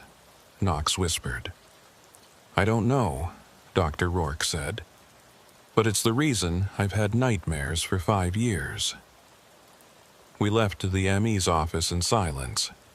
The x-rays copied and added to our evidence file. Back at the motel, we spread them out again, trying to make sense of what we'd seen. "The factory did something to him," Quinn said, "to Victor Dane. It changed him, integrated him into the machinery. Or he integrated himself," Sloan suggested. "What if he didn't die in the explosion? What if he survived but was so badly injured that he merged with the systems?" "That's insane," Hale said. "Is it? We've seen the voices, the figures, the electrical activity. What if they're not ghosts? What if they're imprints, recordings somehow embedded in the machinery? And what if Victor Dane is the source?" I thought about the voice I'd heard. "You need to leave, before you become part of it." "We need to go back," I said, "tonight, and we need to find Victor Dane." We returned to the plant at 2100 hours. 6 of us this time, the original team plus Deputy Teague, who'd insisted on coming despite his obvious fear. We brought more equipment, additional lights, recording devices, a portable generator, and enough batteries to keep everything running for hours. If we were going to capture evidence of what was happening here, we needed to be prepared. The chain-link gate stood open. We hadn't left it that way. "Someone's been here," Teague said, his hand moving to his sidearm. "Or something," Quinn muttered. We approached cautiously, our flashlights cutting through the darkness. The plant looked different at night, more alive somehow. The windows on the upper floors glowed with that same sickly yellow light, and I could hear the distant hum of machinery even from the parking lot. Inside, the transformation was complete. The ground floor was no longer dark and abandoned. Lights blazed from overhead fixtures. The machinery that had been silent and rusted now gleamed, cleaned, and functional. And everywhere I saw movement. Figures in work clothes operating controls, checking gauges, moving between stations with practiced efficiency. But when I looked directly at them, they flickered. Like images on a failing television, their forms stuttering between solid and translucent. "Jesus Christ," Teague breathed. "They're really here." The workers seemed aware of us, but unconcerned. They went about their tasks, calling out to one another, adjusting equipment. One man walked right past me, so close I could have reached out and touched him. He was middle-aged, with a thick mustache and scarred hands. He glanced at me briefly, his eyes sad, and then continued on. "They're not hostile," Knox observed. "They're just working."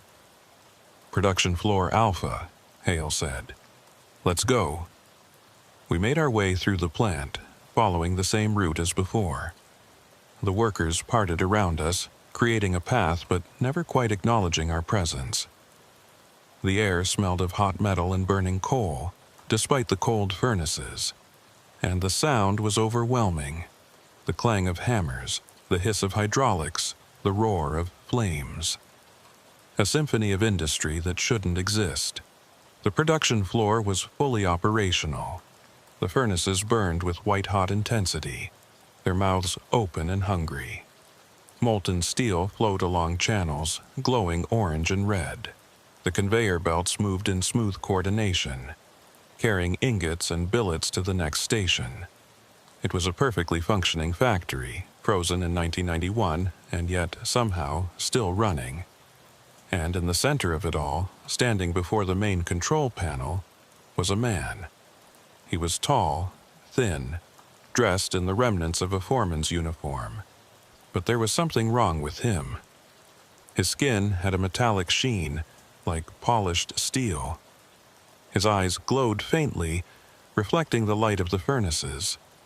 And when he moved, I heard the sound of gears clicking, servos whirring. He was part human, part machine. Integrated. "Victor Dane," I said. The man turned to face me. His expression was tired, worn. "You know my name. We've been looking for you, trying to understand what happened here." "What happened?" He laughed, a hollow sound. "I died. We all died. 12 of us, burned alive when that furnace exploded. The company cut corners, ignored safety regulations, and we paid the price. But I didn't want to go. Not like that. Not for nothing." "So you stayed," Quinn said softly. "I didn't have a choice. When you die in a place like this, when your blood soaks into the machinery, when your last breath is ash and fire, you become part of it. The factory claimed me, claimed all of us. And we've been here ever since, running the shifts, maintaining the systems, because that's what we know. That's all we have left." "But the plant is closed," Knox said. "It's been closed for 5 years. Not to us. To us, it never stopped. Every night we come back. We clock in, we work our stations, we produce, and every night we die again when the shift ends. Over and over, forever." I felt a wave of horror wash over me. "You're trapped here. We're bound here," Victor corrected. "By our deaths, by our rage, by the company that killed us and then forgot we existed. And as long as the machinery has power, we'll keep working. We don't have a choice." "Then we'll cut the power," Hale said. "Shut down the electrical system." Victor's eyes flared. "No, you can't. If the power stops, we stop. And if we stop—" "What?" I asked. "What happens if you stop?" "We go into the dark, and we don't want to go into the dark." Behind him, the other workers had stopped their tasks. They stood motionless, watching us. Waiting, their faces were desperate, pleading. They didn't want to stop. They couldn't. "There has to be another way," Knox said. "Some way to release you." "There isn't," Victor said. "We tried. God, we tried. But the factory won't let us go. It needs us. It feeds on us. And now, he looked past us toward the entrance. Now it wants you. I followed his gaze. The doors had closed. The lights flickered. And from the shadows at the edges of the production floor, I saw new figures emerging. Not workers. Something else. Shapes made of metal and shadow with eyes that glowed like furnace fire. "Run," Victor said. "Run and don't come back." The shapes moved toward us, fast and silent. We ran, scattering in different directions. I heard Teague shouting, saw Sloan stumble and fall. Hale fired his weapon, the shots echoing through the vast space, but the bullets passed through the shapes without effect. I ran for the staircase, taking the steps 2 at a time. Behind me I heard screaming, one of the team. I couldn't tell who. The shapes were hurting us, driving us deeper into the plant, separating us. I reached the 3rd floor and ducked into a hallway, pressing myself against the wall. My radio crackled to life, filled with static and fragmented voices. "Under attack. Can't find the exit. It's pulling me in." I keyed my mic. "This is Briggs. Everyone converge on the electrical room. We're cutting the power. That's an order." I didn't wait for a response. I ran through the hallways, navigating by memory and instinct. The plant seemed to shift around me, hallways extending, doors appearing where they hadn't been before. But I kept moving, kept pushing forward. I found the electrical room and burst through the door. Quinn was already there, her hands on the main breaker. Hale and Knox arrived seconds later, both breathing hard. "Where are the others?" I asked. "I don't know," Hale said. "Teague was behind me, but I lost him. And Sloan, we'll find them," I said. "After we shut this down." "Quinn?" She looked at me, her face pale. "If I do this, we're condemning them, Victor and the others. They'll disappear. They're already gone. This isn't life. It's a loop, a prison. We're setting them free." She nodded and gripped the breaker. "On 3. 1, 2, 3. She pulled. The effect was immediate. The lights went out, plunging us into darkness. The hum of machinery died, replaced by an eerie silence. And then, from somewhere deep in the plant, I heard a sound like 1,000 voices screaming in unison. A wave of anger and despair that shook the walls, rattled the windows, made the floor beneath us vibrate. And then, nothing. We stood in the darkness, our flashlights the only source of light. The plant was dead, truly dead, for the first time in months. "Let's find the others and get out of here," Hale said. We found Teague on the 2nd floor, sitting against a wall, his face blank. He didn't respond when we called his name, just stared into space, his eyes unfocused. We had to carry him out. Sloan was worse. We found him on the production floor, lying beside one of the cold furnaces. His body was unmarked, no injuries, no signs of trauma. But he was dead. His eyes were open, staring at nothing. And when Dr. Rourke performed the autopsy 3 days later, she found metal fragments in his tissue, just like Victor Dane. Knox never spoke again. She walked out of that plant under her own power, got in her car, and drove back to Pittsburgh. But something had broken inside her. She requested a transfer to a desk job and refused to discuss what had happened. The Bureau granted her request without question. As for me, I wrote my report. I documented everything: the voices, the workers, the electrical anomalies, Victor Dane's confession. I included the x-rays, the electrical logs, the witness statements. And then I submitted it to my superiors and waited. The response came a week later. A single page, stamped, classified. No further action required. The plant was demolished in May 1996. A controlled implosion, carried out by a private contractor under federal supervision. The machinery was scrapped, the materials hauled away. The land was sold to a development company that planned to build a shopping center. But the power consumption didn't stop. According to PUC records, the electrical draw continued for 6 more months after the demolition.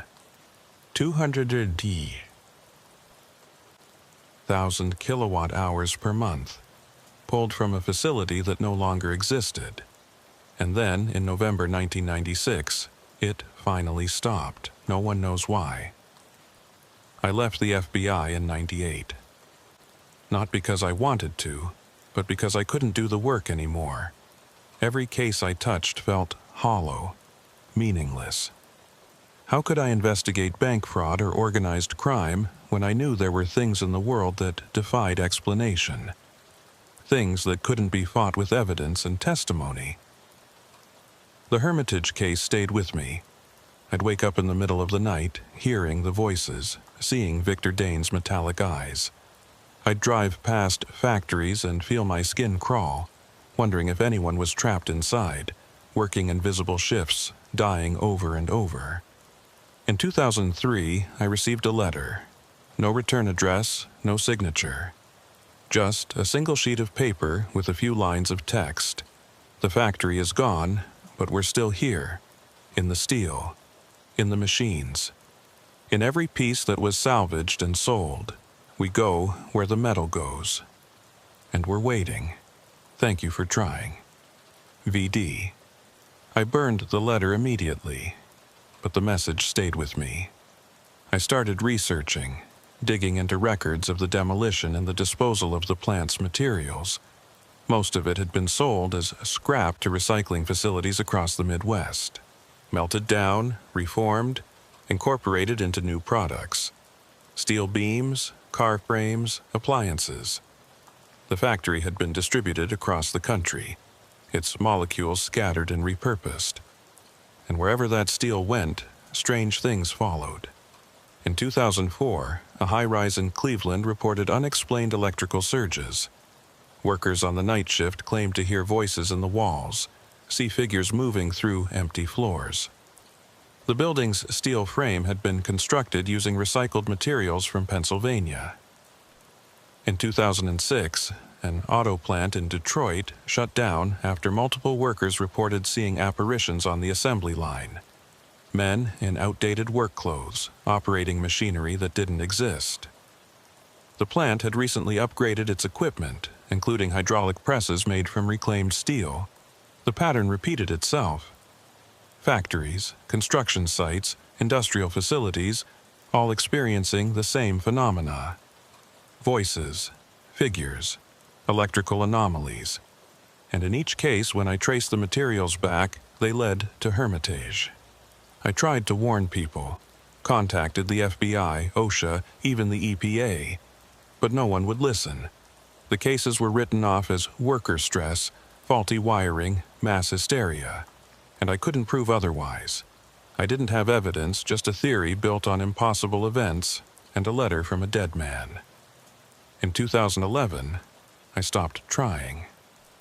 What was the point? The steel was out there, the workers were out there, and there was nothing I could do to stop it. But I keep track. I monitor reports, follow up on anomalies, document every incident. Because I made a promise to Victor Dane and the others. I would remember them. I would bear witness to what happened. And I would make sure that even if the world forgot, someone knew the truth. Last month, I received another letter. Different handwriting this time, but the same lack of return address. Agent Briggs, you tried to save us. Thank you for that. But you need to understand, we don't want to be saved anymore. This is what we are now. This is what we've become. The factory never really closed. It just spread. Every piece of steel carries a piece of us. Every factory built with our metal inherits our curse. And every worker who dies in those places joins us. We're growing. The shift never ends. And someday, everywhere will be part of the plant. Don't come looking for us. Don't try to stop it. Just remember. The night shift. I don't know how many of them there are now. Dozens? Hundreds? The original 12 have been joined by others. Workers who died in accidents, suicides in industrial facilities, anyone who bled out on factory floors. They all become part of it, absorbed into the metal, trapped in the machinery. And they're still working. I think about Sloan sometimes, about the metal fragments Dr. Rourke found in his tissue, about the way he died without a mark on him. And I wonder if he's one of them now, if somewhere, in some factory floor, Marcus Sloan is clocking in for the night shift. I wonder if he even knows he's dead. The Hermitage. Steel plant investigation was officially closed in April 1996. The file is sealed, classified at a level I no longer have clearance to access. The witnesses have been silenced, some by choice, others by force. Deputy Teague never recovered. He lives in a care facility now, staring at walls, occasionally whispering about the workers and the shift that never ends. Lawson Hale retired in 2000. We spoke once after that, over drinks at a bar in Pittsburgh. He told me he'd tried to forget, tried to move on. But he still heard the voices sometimes, late at night. And he'd started avoiding factories, steel mills, any industrial site. Just in case. Harper Quinn transferred to cybercrime. Said she never wanted to see another factory again. I heard she does good work now, tracking digital threats, stopping hackers, but I also heard she won't use appliances made after 2004. Won't drive cars built with recycled steel. She knows what's in the metal. Avery Knox left the bureau entirely. Last I heard, she was working as a librarian in Vermont, far from any industrial centers. She sent me a card once, years ago. It said, some things should stay buried. She was right. But they didn't stay buried. They never do. Because that's the thing about steel. It doesn't decay. It doesn't disappear. It just gets recycled, reformed, repurposed. And everything that was trapped inside gets carried along with it. The Hermitage steel plant is gone. But the night shift continues. In Cleveland and Detroit. In Gary, Indiana, and Birmingham, Alabama. In every city with a factory, every town with a mill. The workers are there, trapped in the metal, bound to the machinery, running shifts that never end. And they're waiting. Waiting for more workers to join them. More blood to soak into the steel. More voices to add to the chorus. I'm 61 years old now. I live in a small town in Montana, far from any industrial centers. I don't own any appliances made after 1996. I don't drive a car built with modern steel. I've stripped my life down to the essentials, using only materials I can verify, sources I can trust. Because I know what's in the metal. I know what's waiting. And I know that someday, if I'm not careful, I might hear my own voice echoing in a factory somewhere, calling out production numbers, checking temperatures, working a shift that will never end. 3 weeks ago, I woke up at 3 a.m. to the sound of machinery. It was faint, distant, but unmistakable. The clang of metal on metal, the hiss of hydraulics, the low rumble of furnaces. I got up and walked through my house trying to find the source, but it wasn't coming from outside, it was coming from inside the walls. I have steel beams in my house. The contractor said they were necessary for structural integrity. He said they were high quality, American-made, recycled from old industrial sites. He said they'd last forever. I'm starting to hear voices in the walls now. Faint, but growing louder. Orders being called out. Reports being given. The sound of a factory in operation. Last night I saw a figure in my hallway. A man in work clothes, his skin gleaming like polished steel. He looked at me with sad, tired eyes, and then he turned and walked through the wall. I think the factory has found me. I think I'm being claimed.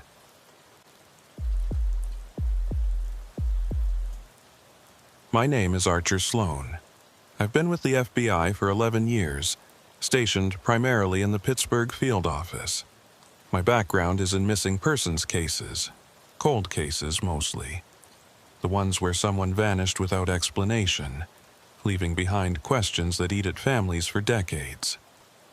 I've learned to live with ambiguity, with cases that never quite close, but nothing prepared me for what we found beneath Kinswa Lake. It started with a drought. The summer of 1998 was the driest Pennsylvania had seen in 40 years. Reservoirs dropped to record lows, rivers became streams, and lakes receded to reveal things that hadn't seen daylight in decades.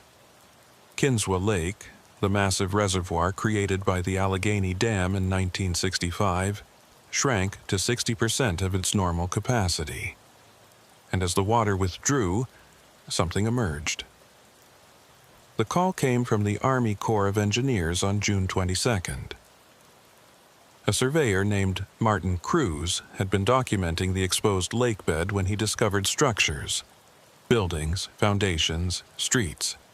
This wasn't unusual. Everyone knew that several small communities had been flooded when the dam was built, their residents relocated under eminent domain. But these structures didn't match any of the known settlements. They weren't on the maps. They weren't in the historical records. They shouldn't exist. I drove up to Warren County on June 24th. The landscape was stunning. Dense forests covering steep hills, the Allegheny River cutting through valleys, and the lake itself now reduced to a shadow of its former size. The exposed lake bed was a surreal moonscape of cracked mud and scattered debris, tree stumps, rusted equipment, the skeletal remains of flooded forests. Martin Cruz met me at the Corps of Engineers field office, a temporary structure near the dam. He was in his mid-50s, weathered and practical, not the type to jump at shadows. But when he spread the survey photos across the table, his hands were shaking. "I've been doing this work for 23 years, he said. "I've surveyed dozens of reservoirs. I know what drowned towns look like. But this," he tapped one of the photos, "this is different." The image showed a town square, intact, buildings with walls still standing, windows empty but frames preserved, a church steeple rising from the mud, streets laid out in a grid pattern, and in the center a fountain, dry but complete, with something carved into its base. "Where is this?" I asked. "About 3 miles southeast of the main dam, in what used to be the eastern arm of the lake. The water's down far enough that you can walk right into it. But Agent Sloan," he looked at me directly, "this town isn't on any of our records. When the Corps flooded the valley in 1965, we relocated 6 communities. We have documentation for every building, every family, every acre. But this place, it doesn't exist in our files." Could it have been missed during the initial surveys? No, the Corps was meticulous. We had to be. There were legal challenges, protests, people fighting the dam. We documented everything. If a town this size had been here, we would have known about it. I studied the photographs. The architecture looked right for the 1950s or early 60s. Simple, functional buildings, typical of rural Pennsylvania. But the preservation was remarkable. Usually, 30 years underwater destroys everything. Wood rots, brick crumbles, metal corrodes. But these structures looked almost maintained. "I need to see it," I said. We drove out to the access point that afternoon, following dirt roads that wound through the receding shoreline. The exposed mud was gray and cracked, littered with the detritus of decades. Bottles, cans, fishing gear, the occasional tire. The air smelled of stagnant water and decay, and then I saw it, rising from the mud like a memory. The town was real. Not ruins, not foundations, actual buildings standing upright, their walls intact. I counted at least 20 structures arranged around a central square. The church dominated the skyline, its white paint peeling but the structure sound. Next to it, a general store with faded lettering still visible. Harmon's Goods and Supplies, a post office, a diner, houses with front porches and yards, now filled with dried mud. Jesus, I muttered. Cruz led me into the square. Our boots squelched in the wet mud, and the silence was oppressive. No birds, no wind, just the distant hum of the dam's turbines. As we walked, I noticed details. Mailboxes still standing beside doors. A swing set in one yard, chains rusted but the seats intact. A bicycle leaning against a fence. It's like they just left, Cruz said. No signs of hurried evacuation, no vandalism. Everything's in place. We approached the fountain in the center of the square. It was circular, made of stone, with a statue in the middle. A woman holding a pitcher, water frozen in mid-pour. Carved into the base was a name, Eden Hollow, Astede. 1889. I pulled out my notepad and wrote it down. Eden Hollow, does that mean anything to you? Cruz shook his head. I've never heard of it, and I've studied every community in this valley. We walked to the nearest building, the general store. The door was unlocked. Inside, the shelves were still stocked. Canned goods, their labels faded but legible. Boxes of soap powder, glass bottles of soda, a cash register sat on the counter, its drawer slightly open, revealing coins and bills. I picked up one of the bills, $1, dated 1964. This doesn't make sense, I said. If the town was flooded in 1965, why is everything still here? Why wasn't it looted or cleared out? That's what I've been trying to figure out, Cruz said. But there's something else, come on. He led me to the church. The front doors stood open, revealing an interior filled with mud-stained pews. Hymnals sat in the racks, Bibles on the altar. And on the walls, photographs, dozens of them, framed portraits of families, individuals, groups, all smiling, all frozen in time. I approached one of the photos, a family of 4, mother, father, 2 children. The father wore a suit, the mother a floral dress. The children looked young, maybe 5 and 7. They stood in front of this very church, the summer sun bright behind them. Do you recognize any of them? I asked Cruz. No, and I checked the Corps' relocation records. None of these faces appear in the documentation.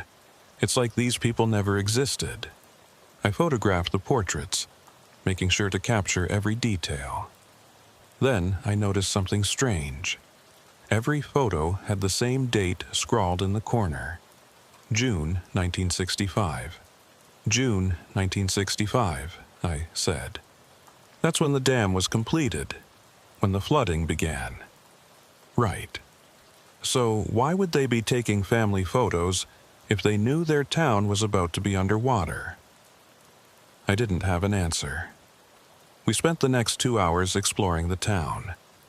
Every building was the same, fully furnished, stocked, preserved, kitchens with dishes in the cabinets, bedrooms with clothes in the closets, a schoolhouse with textbooks on the desks and chalk still sitting on the tray. It was as if everyone had simply walked away, leaving everything behind. But the most disturbing discovery came in the post office. Cruz and I entered through the back door, finding a sorting room with cubbies full of mail. I picked up a letter at random. It was addressed to Mrs. Eleanor Vance, 14 Maple Street, Eden Hollow, PA. The return address was from Harrisburg. I opened it carefully. The letter was dated June 10, 1965. It read, Dear Eleanor, we received your inquiry about the relocation assistance. Unfortunately, Eden Hollow is not listed in our records as a community affected by the Kinsua Dam project. We have no documentation of your town's existence, and therefore cannot provide compensation or relocation support. If you believe this is an error, please contact our office with property deeds, census records, or other proof of residence. Sincerely, Pennsylvania Department of Community Affairs. I read it twice, then showed it to Cruz. His face went pale. They were trying to prove their town existed, he said. They were fighting to be recognized. But they failed, I said. No one believed them. We searched through more letters. They were all similar: pleas for help, requests for relocation assistance, desperate attempts to prove that Eden Hollow was real. And every response was the same: no records found, cannot assist. How is this possible? Cruz asked. How does an entire town get erased from the maps? I didn't know, but I intended to find out. Back at the field office, I called the Pittsburgh Bureau and requested a full investigative team. I also contacted the Pennsylvania State Archives, the Warren County Historical Society, and the Army Corps of Engineers headquarters in Washington. I needed documentation: maps, census records, land deeds, anything that could explain Eden Hollow's existence. The responses came back over the next 2 days, and they were all the same: no records found. The State Archives had no census data for Eden Hollow. The County Historical Society had no photographs, no newspaper articles, no mention of the town in any local histories. The Corps of Engineers confirmed that their 1960s survey showed no settlement at that location, just empty forest and farmland.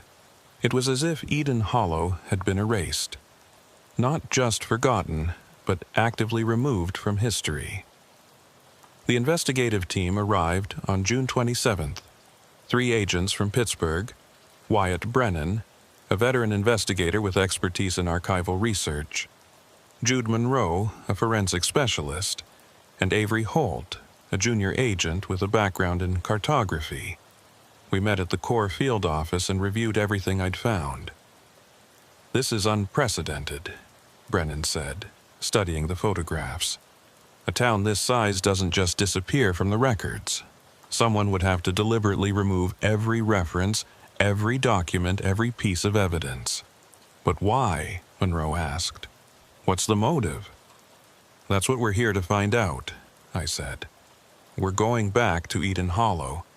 Full documentation this time: photographs, samples, measurements. I want every building cataloged, every piece of mail examined. If there's an explanation for this, we'll find it."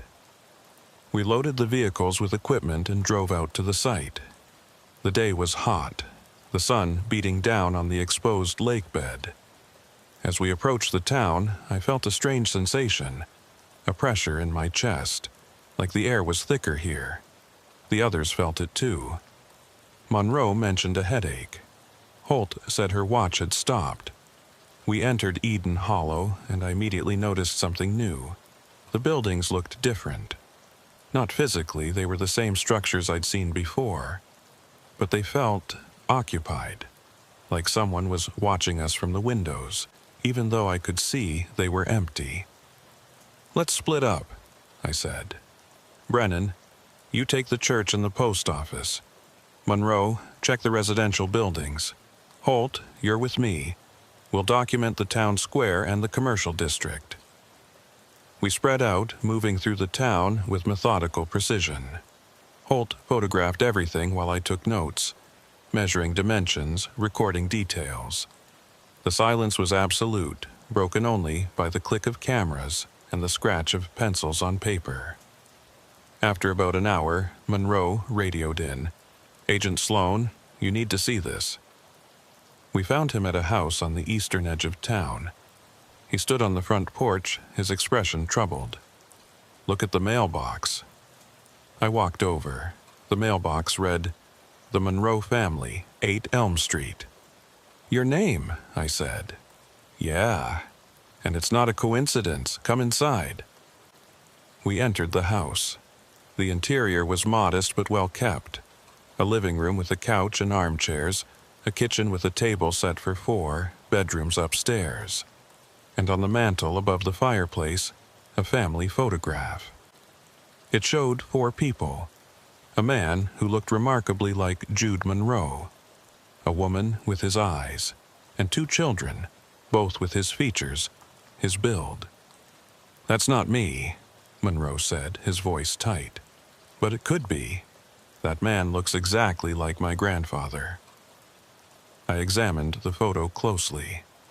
The resemblance was uncanny. "What was your grandfather's name?" "Robert Monroe. He died in 1972, but he never mentioned living in a place called Eden Hollow." "Are you sure?" Monroe hesitated.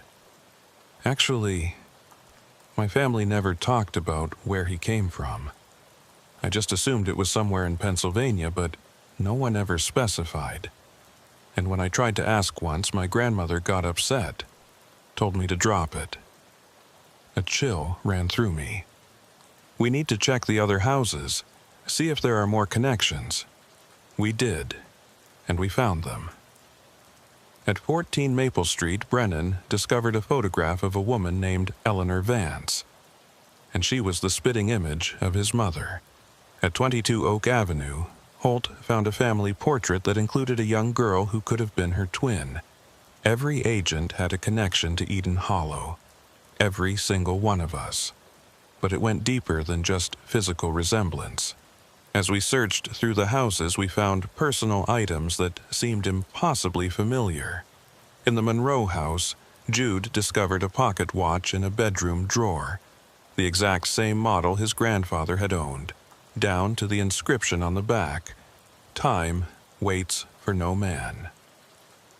In Eleanor Vance's house, Brennan found a recipe book with handwritten notes and margins, and the handwriting was identical to his mother's. "This is impossible," Holt said, holding up a child's drawing she'd found. It showed a house with a red door and a maple tree in the yard, the exact house she'd grown up in, 200 miles away. "I drew this picture when I was 6 years old. My mother kept it on the refrigerator for years. How is it here? Maybe it's not the same drawing," I suggested, though I didn't believe it myself. "It has my name on it," she said, turning it over. And there it was, in a child's handwriting. Avery, age 6. We gathered in the town square, each of us carrying items we'd found. Photographs, letters, personal effects that connected us to Eden Hollow in ways that defied explanation. The implications were staggering. Either our families had originated from this town and somehow we'd been brought back here, or something about Eden Hollow itself was creating these connections, pulling us in through our own histories. "What if Protocol 17 wasn't just about erasing the town?" Brennan said slowly. "What if it was about erasing people, specific people? And what if we're descendants of those people? That would mean our grandparents, our great-grandparents, they all came from here," Monroe said. "But none of us knew about Eden Hollow before this investigation." "Because the erasure was complete," I said. "They didn't just remove the town from maps. They removed it from family histories, from memories. Made it so the descendants would never know where they came from." "But why?" Holt asked. "Why go to such lengths?" Before anyone could answer, we heard footsteps behind us. We turned to see a man standing at the edge of the square. He was elderly, perhaps 70, wearing overalls and a flannel shirt. But he was solid, real, not translucent like the other figures we'd seen. "Because we knew things," the man said, his voice rough with age and bitterness. "Things the government didn't want anyone to know." I approached him slowly, my hand near my weapon. "Who are you?" "Name's Thomas Harmon. I owned the general store." He gestured toward the building we'd explored earlier.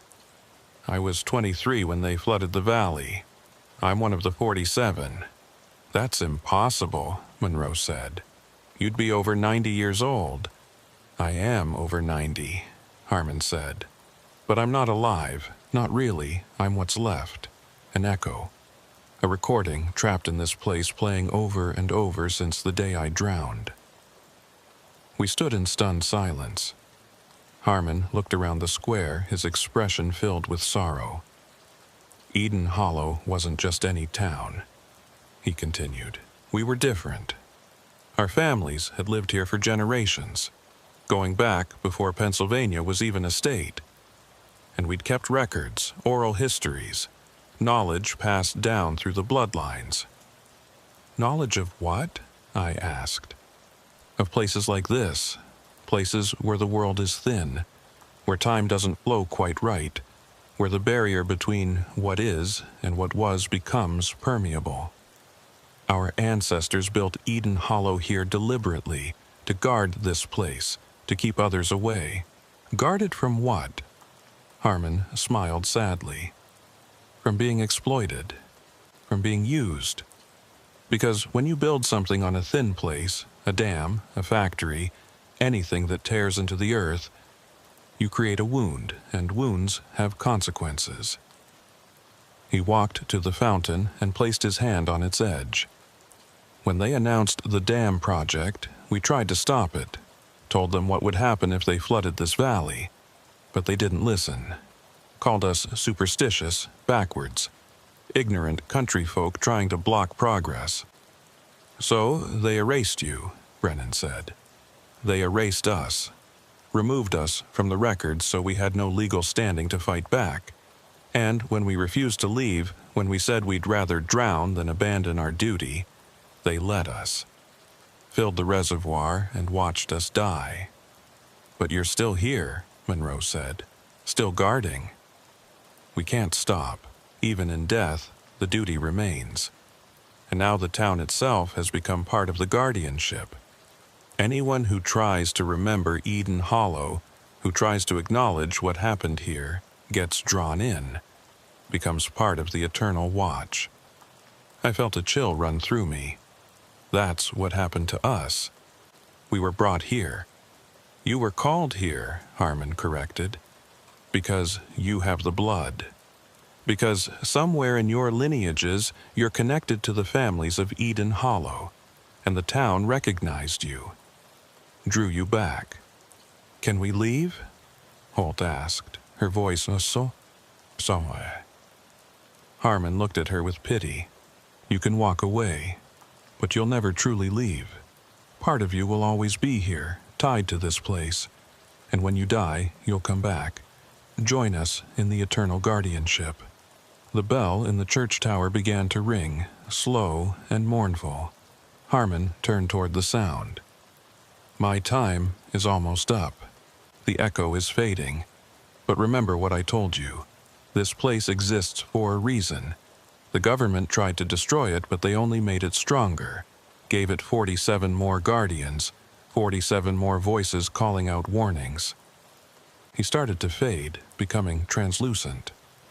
Don't try to expose what happened here. Don't try to bring justice for us.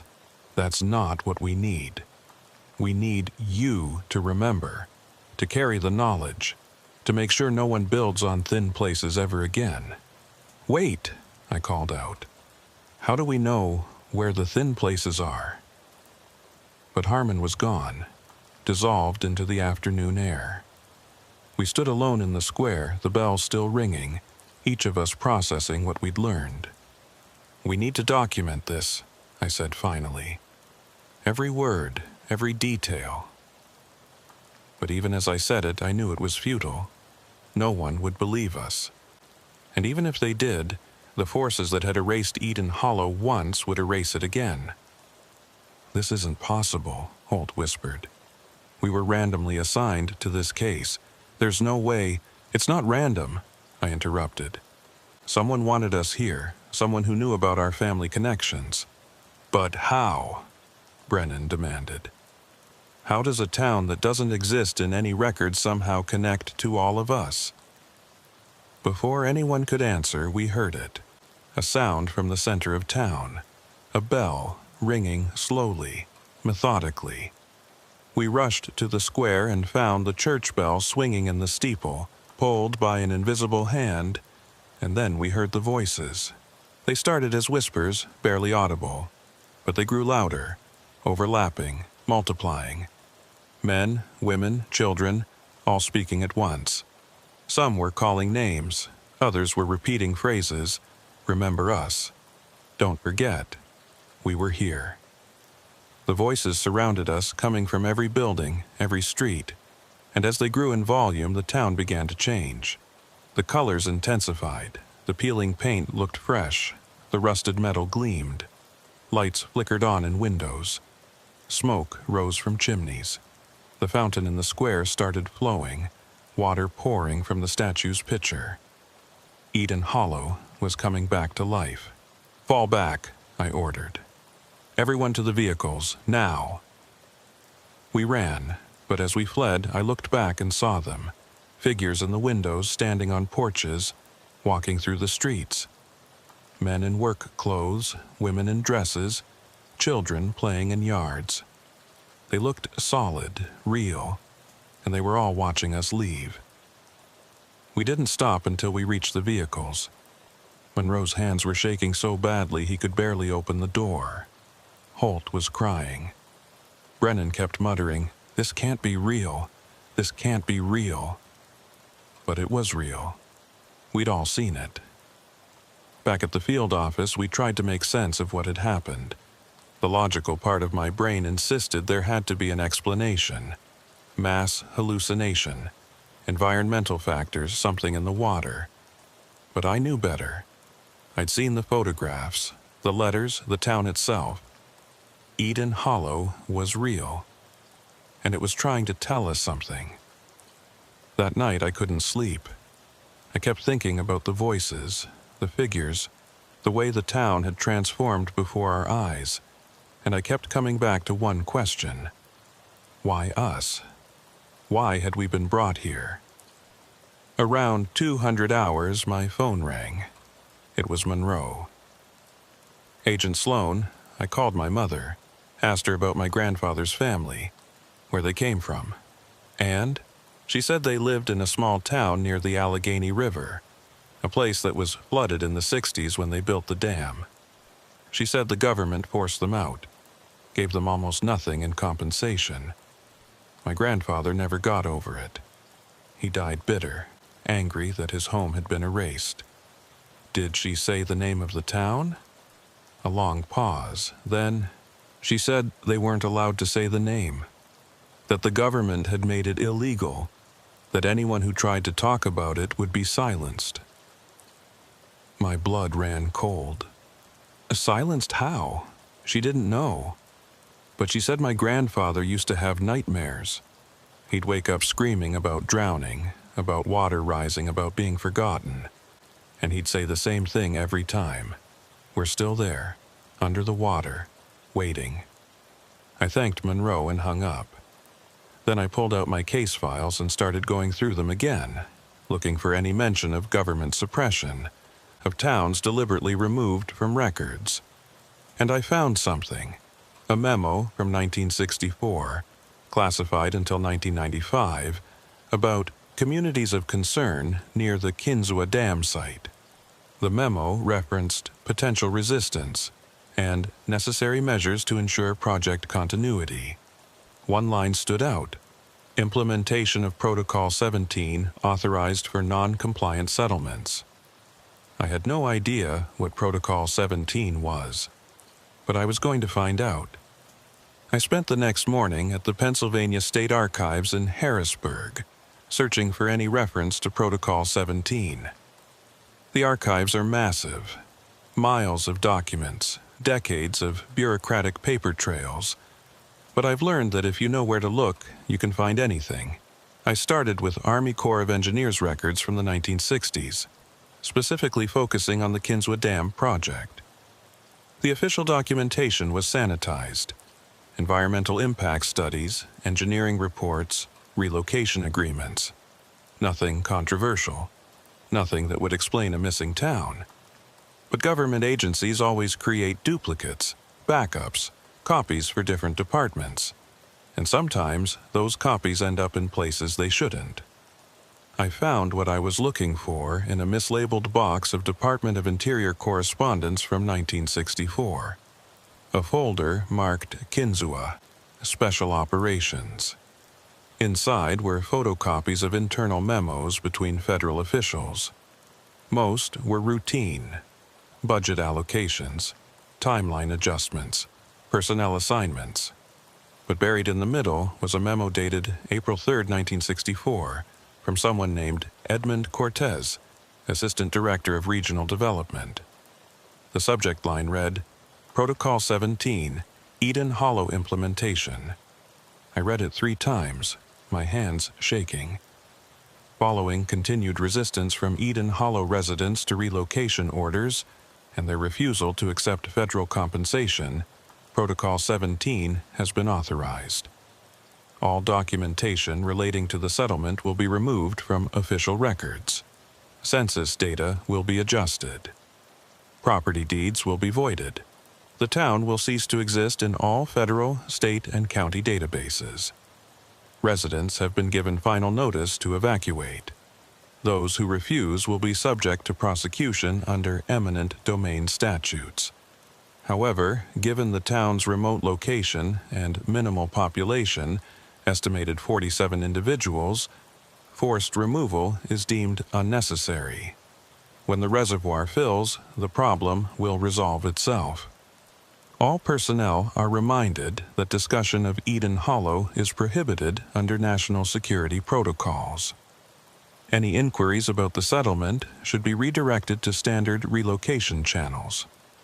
Protocol 17 will be considered successfully implemented upon completion of dam filling operations in June 1965. I sat back, processing what I just read. The government had deliberately erased Eden Hollow, not through violence or forced evacuation, but through bureaucratic annihilation. They'd simply deleted the town from existence, leaving its 47 residents with no legal standing, no way to prove they'd ever lived there. And then, they'd flooded it. I photocopied the memo and drove back to Warren County. The team was waiting for me at the field office, and I briefed them on what I'd found.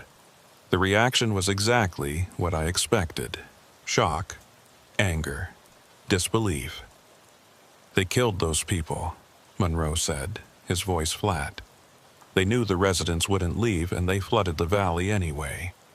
47 people, Holt added, men, women, children, drowned because the government wanted them to disappear. And it worked, Brennan said.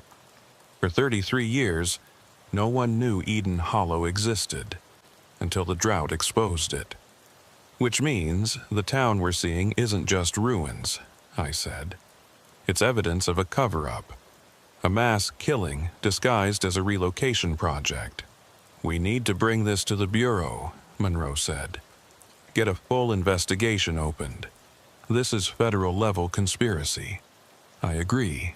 But first, we need more evidence. The memo proves intent, but we need proof of what actually happened. Bodies, personal effects, something that confirms the residents were left to die.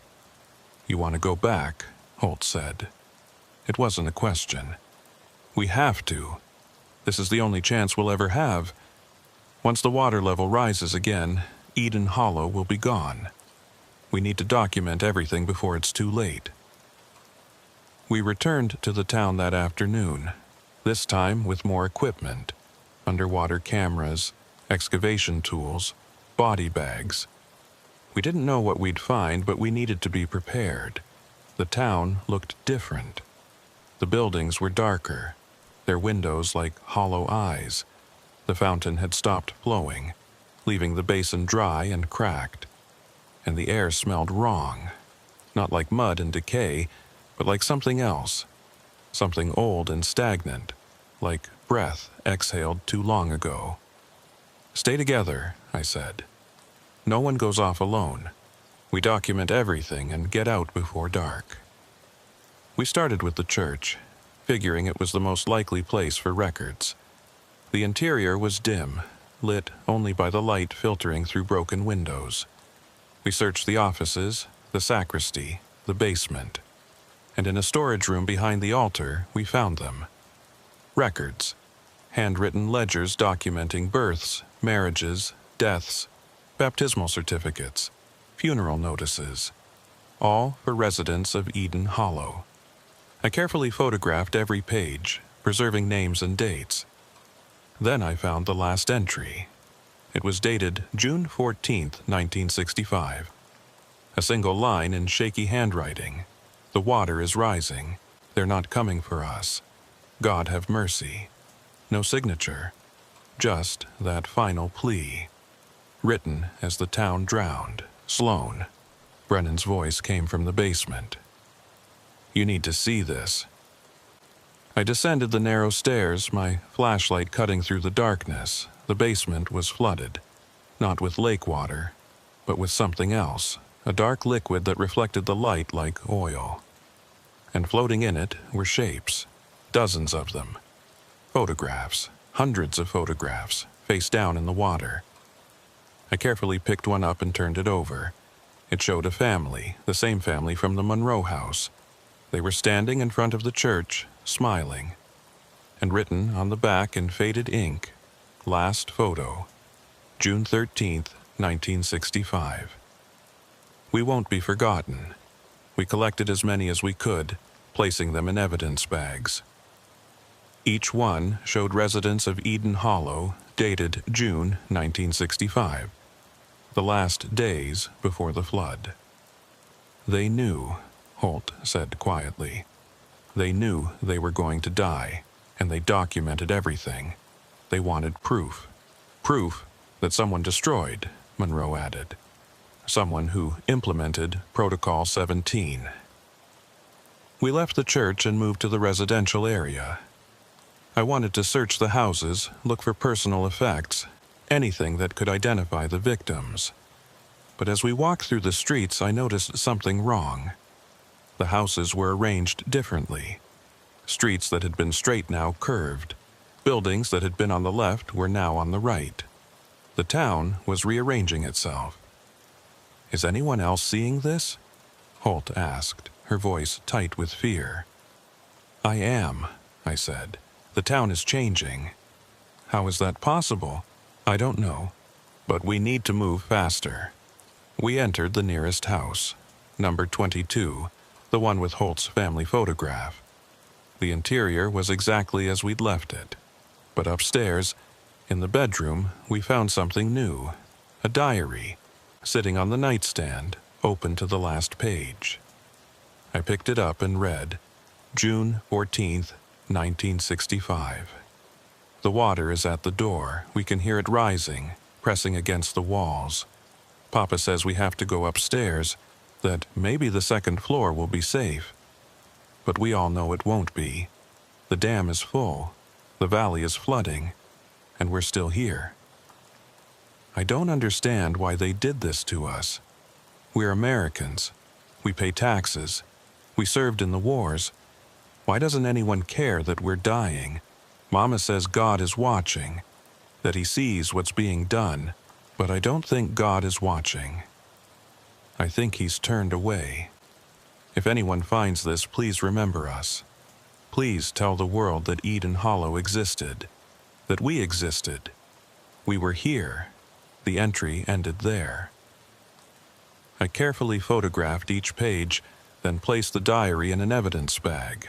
My hands were shaking. The weight of what we'd uncovered was overwhelming. Not just a cover-up, but a deliberate act of negligent homicide. 47 people, left to drown because acknowledging their existence was inconvenient. "We have enough," Brennan said. "We should go." But Monroe was staring at something across the street. "Look," I followed his gaze. In the town square, figures were appearing. Translucent at first, like heat shimmer, but growing more solid. Men, women, children, all wearing clothes from the 1960s, all standing perfectly still, watching us. "They're here," Holt whispered. "The residents. They're here."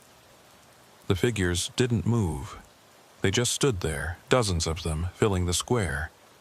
And then one of them, a man in his 50s wearing a work shirt and overalls, stepped forward. He looked directly at me, and his mouth moved. No sound came out, but I could read his lips. "Tell them."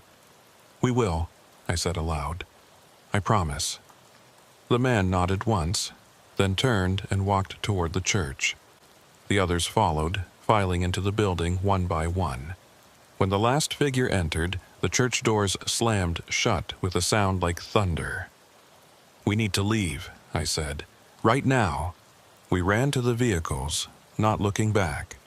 But as we drove away, I saw them in the rearview mirror, standing in the town square watching us go. And above the church, the bell began to ring again.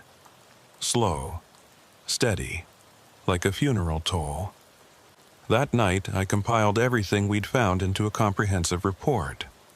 The Protocol 17 memo, the photographs, the diary entries, the church records. It was damning evidence of a federal conspiracy, and I knew it would cause a firestorm when it became public. I submitted the report to the Bureau's Criminal Division at 800 hours the next morning. By 1100, I received a response. Not from Criminal Division, but from the Office of Professional Responsibility. They wanted to see me immediately. I drove to Harrisburg and was escorted to a conference room. 3 men in suits were waiting. They didn't introduce themselves, didn't show badges. They just sat down and stared at me. "Agent Sloan," one of them said, "we've reviewed your report regarding Eden Hollow. And we have concerns. Serious concerns about the methodology, the evidence, and the conclusions you've drawn. Everything in that report is documented. I have photographs, original documents, multiple witnesses. We're not questioning the documentation. We're questioning the interpretation. You're suggesting that the federal government deliberately killed 47 American citizens. That's an extraordinary claim. It's supported by extraordinary evidence." The man leaned forward. "Let me be clear, Agent Sloan. The Kinzua Dam project was extensively reviewed. Environmental impact studies, legal proceedings, congressional oversight. Thousands of people were relocated safely and compensated fairly. Your theory that some secret protocol existed to erase a town, it's not credible. Then explain the memo. Explain Protocol 17. Internal documents can be misinterpreted. The memo you found likely refers to administrative procedures for handling non-compliant residents. Standard bureaucratic language that sounds more sinister out of context. And the town itself, the 47 people who disappeared. There is no town, Agent Sloan. We've checked. Eden Hollow doesn't exist in any official records because it never existed. What you're seeing is likely the remains of a temporary logging camp or a squatter settlement. People who lived off the grid, avoided census takers, didn't register property deeds.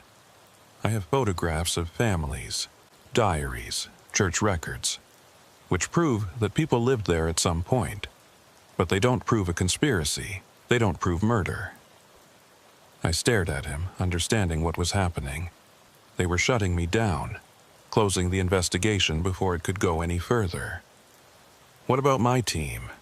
They saw everything I saw." The man glanced at his colleagues, then back at me. "Your team has been reassigned. Agent Brennan is transferring to the Seattle office. Agent Monroe is taking a position in cyber crimes.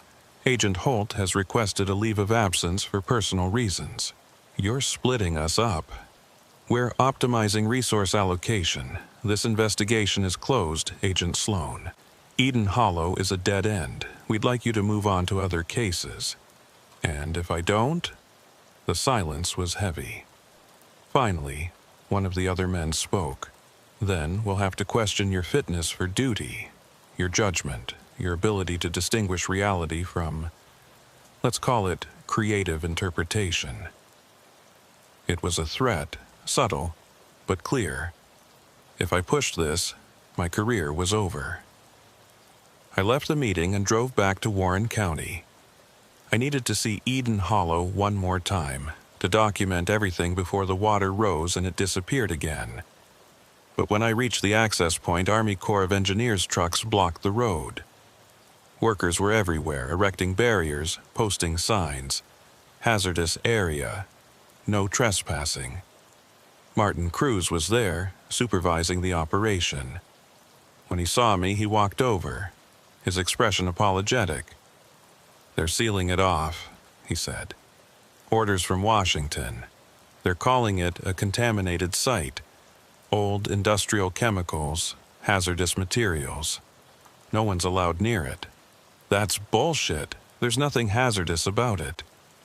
"I know, but those are the orders." He lowered his voice. "Between you and me, Agent Sloan, I think they're scared. Scared of what you found, scared of what it means. Did you tell anyone what we saw? The figures, the voices?" He shook his head. "I tried, but when I started talking about it, I got a visit from federal agents. Not FBI, something else. They told me to forget everything, to never mention Eden Hollow again. They said it was a matter of national security." "National security? It's a drowned town." "Maybe. Or maybe it's evidence of something the government doesn't want people to know about." He paused. "I'm retiring next month. 30 years with the Corps, and I've never been told to cover something up before. But that's what this is, Agent Sloan, a cover-up. And you're caught in the middle of it." I thanked him and drove back to my motel. That night, I wrote a second report, this one unofficial, documenting everything the Bureau didn't want to hear. The figures in the town, the changing streets, the voices, the bell. I saved it to a disk and mailed it to a friend who worked as an investigative journalist. If something happened to me, at least the truth would survive. 3 days later, I received a formal reprimand from the Bureau. The investigation into Eden Hollow was officially closed due to insufficient evidence and lack of federal jurisdiction. I was ordered to destroy all documentation and never discuss the case publicly. I refused, and that's when things got worse. The harassment started subtly. My phone would ring at odd hours, no one on the other end. I'd find my apartment door unlocked when I knew I'd locked it. My car would be parked slightly differently than I'd left it. Small things, designed to unsettle rather than threaten. Then it escalated. Files disappeared from my office.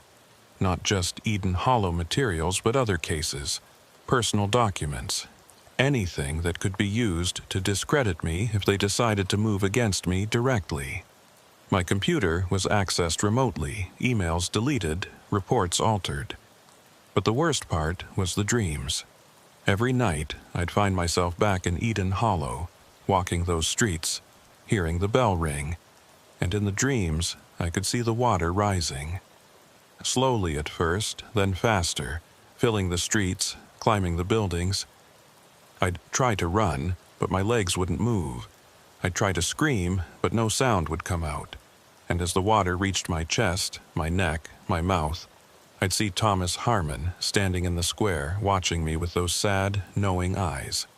I'd wake up gasping, drenched in sweat, the taste of lake water in my mouth. I wasn't paranoid. I was being monitored, intimidated, isolated. And I was being psychologically broken down, night by night, dream by dream. On July 2nd, something strange happened. I was driving home from the field office when I noticed a street sign I didn't recognize. It read Maple Street. But I was in Pittsburgh, not Eden Hollow. There was no Maple Street in this neighborhood. I turned onto it anyway, compelled by a feeling I couldn't explain. The street stretched ahead, lined with houses that looked vaguely familiar. At the end of the block, I saw a building that made my blood run cold. It was Harmon's General Store. Not a replica, not something similar. The exact same building I'd seen in Eden Hollow, down to the faded lettering on the sign. I parked and got out, my heart racing. The store looked solid, real, complete with the same broken window I'd photographed weeks ago. But when I approached and tried to open the door, my hand passed through it. The entire building was an illusion, a projection, a memory bleeding into the present. I stumbled back to my car and drove away, checking my rearview mirror constantly. The street was gone. When I circled back, there was no Maple Street, no general store, just a normal Pittsburgh neighborhood with normal street names. Eden Hollow was following me, or I was bringing it with me. I couldn't tell which. I called Brennan that night despite the warnings not to contact the others. I needed to know if I was losing my mind or if this was happening to everyone. "I'm seeing it too," he said quietly. "The town. It appears in Seattle sometimes, usually at night, usually when I'm alone. Streets that shouldn't exist. Buildings that can't be there. And always I hear the bell. What does it mean? I think Harmon was right. We're connected now. Part of us is still there, walking those streets, ringing that bell. And the longer we live, the more the boundary between here and there breaks down. Is there a way to stop it?" Long silence, then. "I don't think so. I think we're claimed, Sloan. We just don't know it yet." On July 3rd, I received a call from Jude Monroe. His voice was shaken, paranoid. "Sloan, we need to talk, not on the phone. Meet me at the diner on Route 6, near Kane, tomorrow at noon." He hung up before I could respond. I drove out the next day, watching my rearview mirror the entire time, looking for tails. But I wasn't just watching for cars anymore. I was watching for streets that shouldn't be there, buildings that couldn't exist, signs that Eden Hollow was manifesting around me. The diner was a rundown place with peeling paint and a gravel parking lot. Monroe's car was already there. Inside, he sat in a back booth, his face drawn and pale. He'd lost weight, and his hands trembled as he drank his coffee. But what disturbed me most was the look in his eyes, hollow, haunted, defeated. "What happened?" I asked, sliding into the seat across from him. "They came to my house," he said quietly. "2 days ago. 3 men in suits. They showed me photographs of my wife, my kids, my parents. Told me they knew where everyone lived, where they worked, where my kids went to school. Then they asked me about Eden Hollow." My blood ran cold. "What did you tell them?" "I told them what they wanted to hear. That I didn't remember much. That maybe we'd been mistaken about what we saw. That it was probably just an old logging camp, nothing important." He looked at me, his eyes filled with shame. "I lied, Sloan. I betrayed everything we found. But they threatened my family. What was I supposed to do?" "You did the right thing," I said. "You protected them." "Did I?" "Because they're not done. They said if I ever talk about Eden Hollow again to anyone, there would be consequences. And they made it clear they'd know if I did." He paused, his voice dropping to a whisper. "But here's the thing, Sloan. After they left, I went upstairs to check on my kids. And my son was drawing. You know what he was drawing?" I didn't want to know, but I asked anyway. "What?" "Eden Hollow, the town square, the church, the fountain. Perfect detail. He's 7 years old and he's never been there, but he drew it like he'd lived there his whole life. And when I asked him about it, he said he dreams about it every night. Said there's a man in the dreams who tells him to remember." My hands clenched into fists. "Thomas Harmon." "I think so. The town isn't just claiming us, Sloan. It's claiming our families, our children. Everyone connected to us is being drawn in. We have to stop it." Monroe laughed bitterly. "How? How do you stop a place that exists outside of time? How do you fight a town that won't stay dead?" "Did I?" "Because they're not done. They said if I ever talk about Eden Hollow again, to anyone, there would be consequences. And they made it clear they'd know if I did." "How?" He pulled out his phone and showed me. There was a photo on the screen, taken from inside his house, showing his wife and children watching TV. The timestamp was from that morning. They're in my house, Sloan. They're watching me, watching my family. I felt a surge of rage. Did you contact local police? And tell them what? That mysterious federal agents are surveilling me? They'd think I'm crazy. And maybe I am, maybe we all are. Maybe none of it was real. It was real. You know it was. Do I? His voice cracked. Because the more I think about it, the more I wonder if we imagined the whole thing. Mass hallucination, environmental toxins, stress-induced delusions. There are explanations, Sloan, rational explanations. You don't believe that. He didn't answer. He just stared at his coffee, his hands shaking. Finally, he said, I'm transferring to Seattle next week. New position, new life. And I'm going to forget about Eden Hollow. I suggest you do the same. He left cash on the table and walked out. I sat there for a long time, processing what he'd said. They'd broken him. Whoever was behind this had found his weakness, his family, and used it against him. And they'd do the same to me if I gave them the chance. I needed to move carefully. If I pushed too hard, I'd disappear just like the residents of Eden Hollow. Over the next week, I tried to contact the others. Brennan didn't return my calls. When I drove to his house, it was empty, sold, according to the neighbor. Holt's phone was disconnected. Her leave of absence had turned into a resignation, and no one at the bureau would tell me where she'd gone. I was alone. On July 10th, I decided to visit Eden Hollow one last time. I knew it was risky. The site was supposedly sealed off, but I needed to see it again, to confirm that it was real, that I hadn't imagined everything.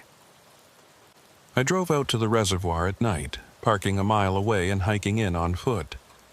The barricades were still there, but I found a gap in the fence and slipped through. The exposed lake bed stretched before me, pale and ghostly in the moonlight, and Eden Hollow was gone. Not hidden, not obscured by rising water. Gone. The buildings, the church, the fountain, all of it had vanished. Where the town had stood, there was only smooth mud, undisturbed and empty, as if nothing had ever been there. I stood at the site, my flashlight beam sweeping across the barren lake bed. No foundations, no debris, no evidence that a town had existed here. They'd erased it again, completely. But as I walked across what should have been the town square, I felt something beneath my feet. Not solid ground, but something that gave slightly, like walking on a membrane. And with each step, I heard echoes, distant voices, the ring of a bell, footsteps on invisible streets. I stopped walking and stood perfectly still. The sounds grew louder. I could hear conversations now, people calling to each other, the creak of doors opening and closing, and beneath it all, a low hum, like machinery operating deep underground. I knelt down and pressed my hand to the mud. It was warm, not sun warm, but body warm, like touching living flesh. And I could feel a pulse, slow, steady, rhythmic, like a heartbeat. Eden Hollow wasn't gone. It was buried, not under mud, but under reality itself, pushed down into a layer where it couldn't be seen, but could still be felt. And it was still alive, still operating, still waiting. I pulled my hand back and stood up, my heart racing. That's when I noticed the disturbance in the mud, a circular depression, about 3 feet across, exactly where the fountain had been. I approached carefully and saw something carved into the dried clay. A symbol, the same twisted star I'd seen in other cases, in other places where reality had bent wrong. But beneath it, words scratched into the mud. Do not remember us. My hands shook as I photographed it. This was a message, a warning, but the wording was strange. Not don't forget us, which would be a plea for remembrance, but don't remember us, which was the opposite. An instruction to leave them in the dark, to let them fade. Why would the residents of Eden Hollow want to be forgotten, unless they weren't the ones who carved the message? I heard a sound behind me and spun around. A figure stood at the edge of the lake bed, silhouetted against the moonlight. Male, medium build, wearing a suit. He didn't move, just watched. "Who are you?" I called out. The figure raised one hand, pointing at me. Then it pointed down at the ground beneath my feet. Then it turned and walked away, disappearing into the darkness. I looked down. The mud where I stood had begun to sink, slowly pulling my boots deeper. I tried to step back, but the surface had become viscous, like quicksand. I was being pulled down. Panic surged through me. I threw myself forward, sprawling on more solid ground, and scrambled away from the depression. When I looked back, the area where I'd been standing had collapsed inward, forming a sinkhole about 6 feet across, and from the darkness below, I heard voices calling up, dozens of them, pleading, desperate. "Help us. We're still here. Don't leave us. Please remember." The voices of Eden Hollow, not faded and distant, but immediate and present. They were down there, beneath the mud, beneath reality, trapped in a space that shouldn't exist. And they wanted out. I ran. Didn't stop until I reached my car, my heart pounding, adrenaline surging. I drove straight to the motel, packed my things, and checked out. I couldn't stay in Warren County anymore. It wasn't safe. But as I drove south toward Pittsburgh, I noticed headlights behind me. The same car, maintaining the same distance, for miles. I tried to lose it, took random exits, doubled back, changed routes, but it stayed with me. Finally, I pulled into a busy truck stop and waited. The car drove past without stopping, but I saw the driver's face in the passing headlights. It was one of the men from the Harrisburg meeting, one of the suits who'd shut down my investigation. They were following me, monitoring me, making sure I stayed quiet. I spent the night at the truck stop, sleeping in my car, one hand on my weapon. When morning came, I drove to Pittsburgh and straight to the FBI field office. I needed to report what was happening, to get protection, to force the Bureau to acknowledge the harassment. But when I walked in, my supervisor, a woman named Rachel Cortland, pulled me aside immediately. "Sloan, we need to talk. My office, now." She closed the door behind us and sat down, her expression grave. "I've been reviewing your recent reports. The Eden Hollow investigation, your allegations about a government cover-up, your claims that you're being surveilled. Sloan, I'm concerned." "Concerned about what?" "About your mental state. You've been under a lot of stress. Long hours, difficult cases. And now you're making extraordinary claims without evidence." "I have evidence. I submitted everything. You submitted photographs of an old logging camp, anecdotal accounts that can be explained by environmental factors. And now you're claiming that federal agents are following you, threatening your colleagues, erasing evidence. Sloan, do you hear how that sounds?" "It's true," she sighed. "I'm ordering you to take a mandatory psychological evaluation. 2 weeks, paid leave. You'll meet with Dr. Keller in our Employee Assistance Program, and when you're cleared, we can discuss your future with the Bureau." "You're sidelining me." "I'm helping you. You're a good agent, Sloan, but you're spiraling. And if you don't get help, you're going to destroy your career." I wanted to argue, to demand that she listen, but I knew it was pointless. They'd already made their decision. I was being neutralized, labeled as unstable, removed from active duty. I took the leave. What choice did I have? The psychological evaluation was a joke. Dr. Keller was polite but clearly skeptical. He asked about Eden Hollow, about what I'd seen, about my belief in conspiracy theories.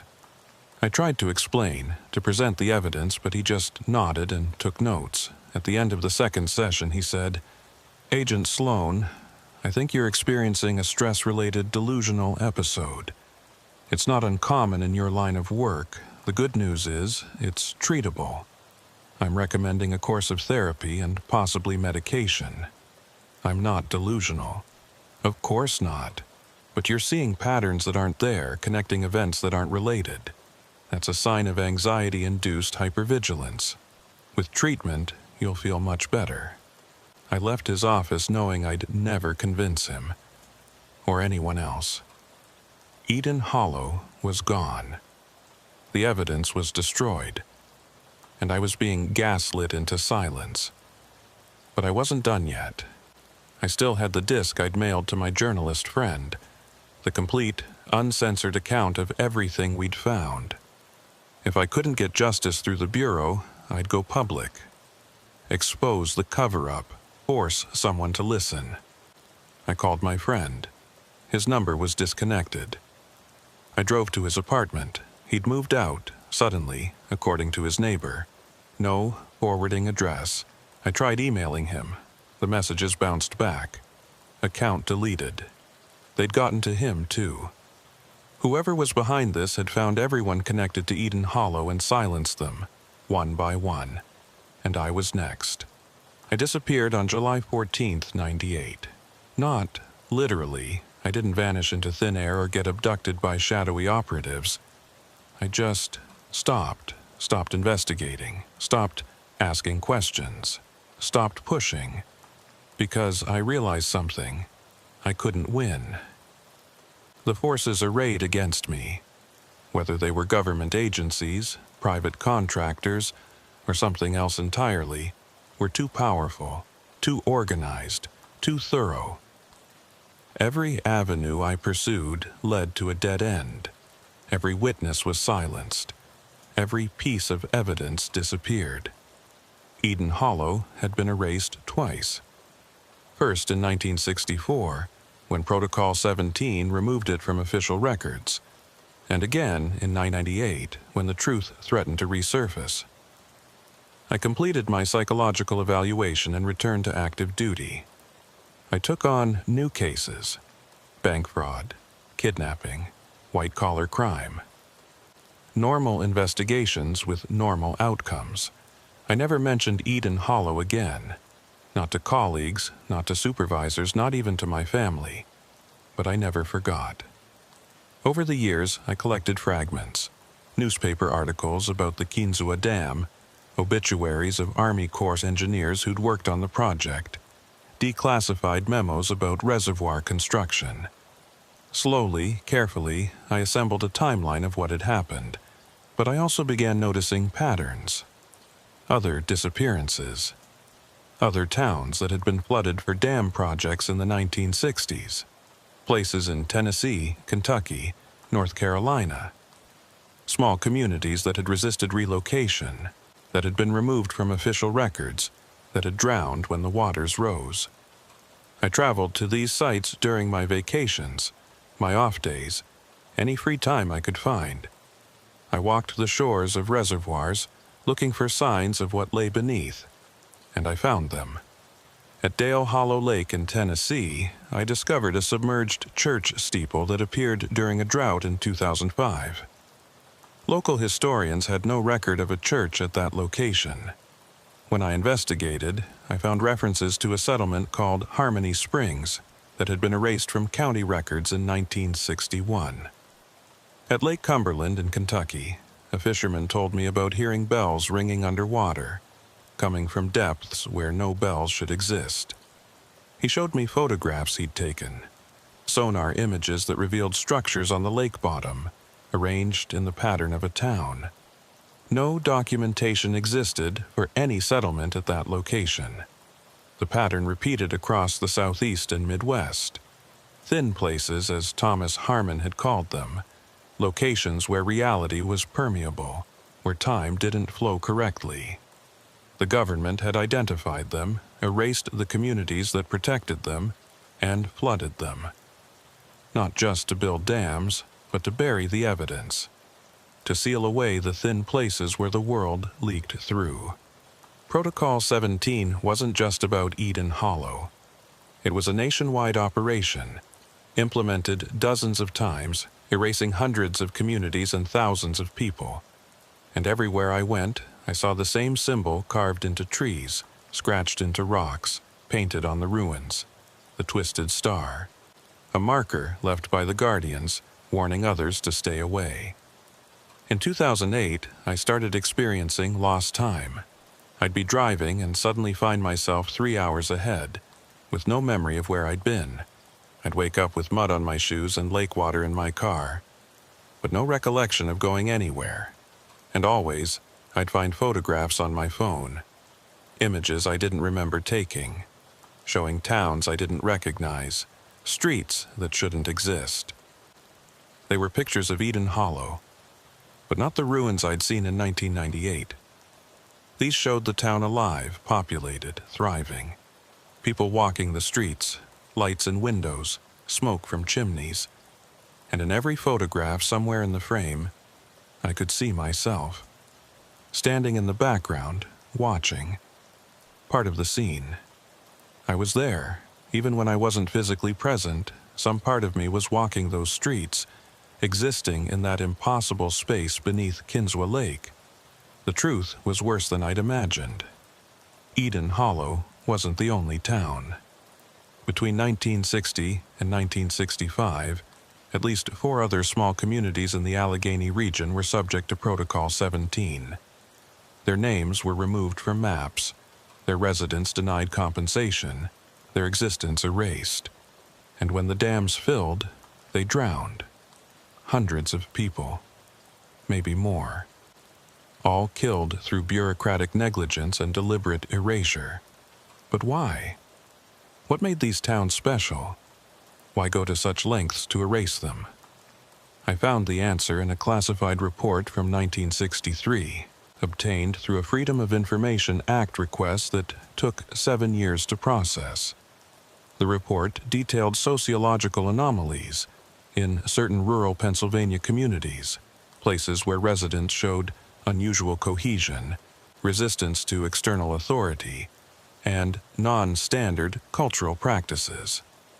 The government had identified these towns as threats, not military threats, but ideological ones. Communities that operated outside the normal economic and social structures that refused to integrate into modern American life. And when the dam projects provided an opportunity to eliminate them, the government took it. Protocol 17 wasn't just about building dams.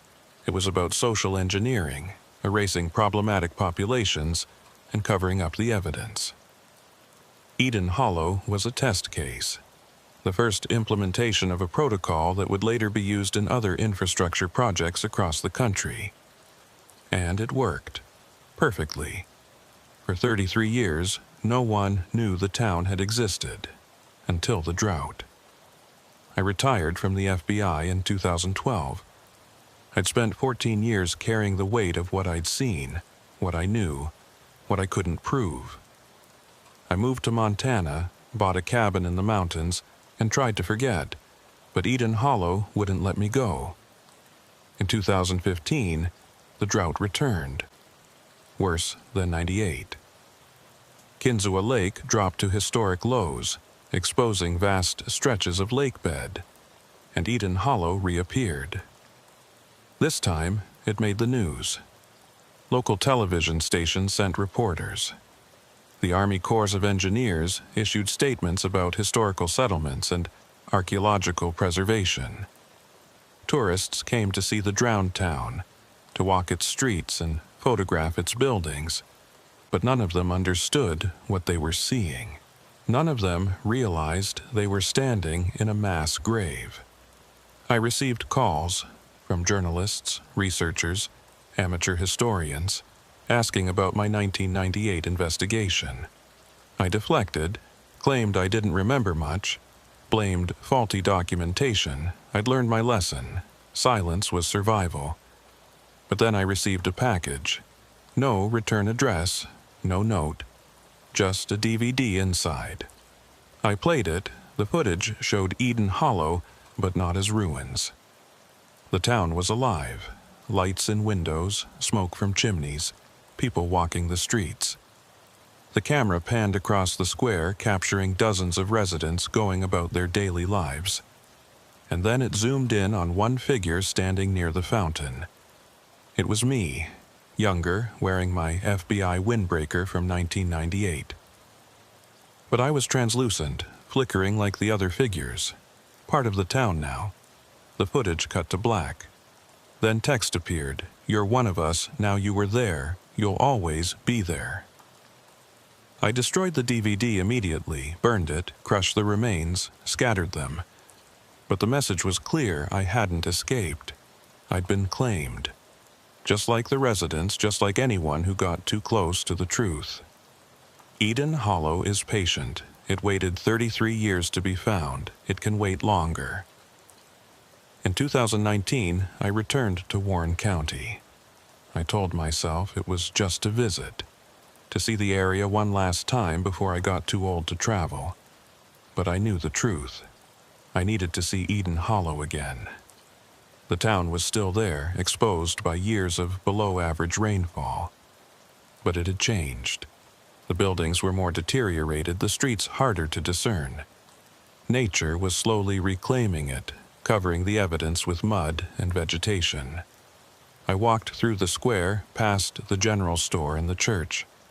Everything felt smaller, less significant.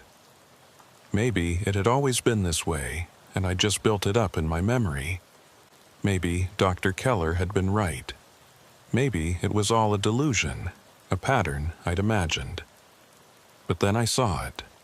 On the wall of the church, carved into the weathered wood, Agent Sloan, June 26, 1998. He tried to remember. I hadn't carved it. I'd never written my name anywhere in the town.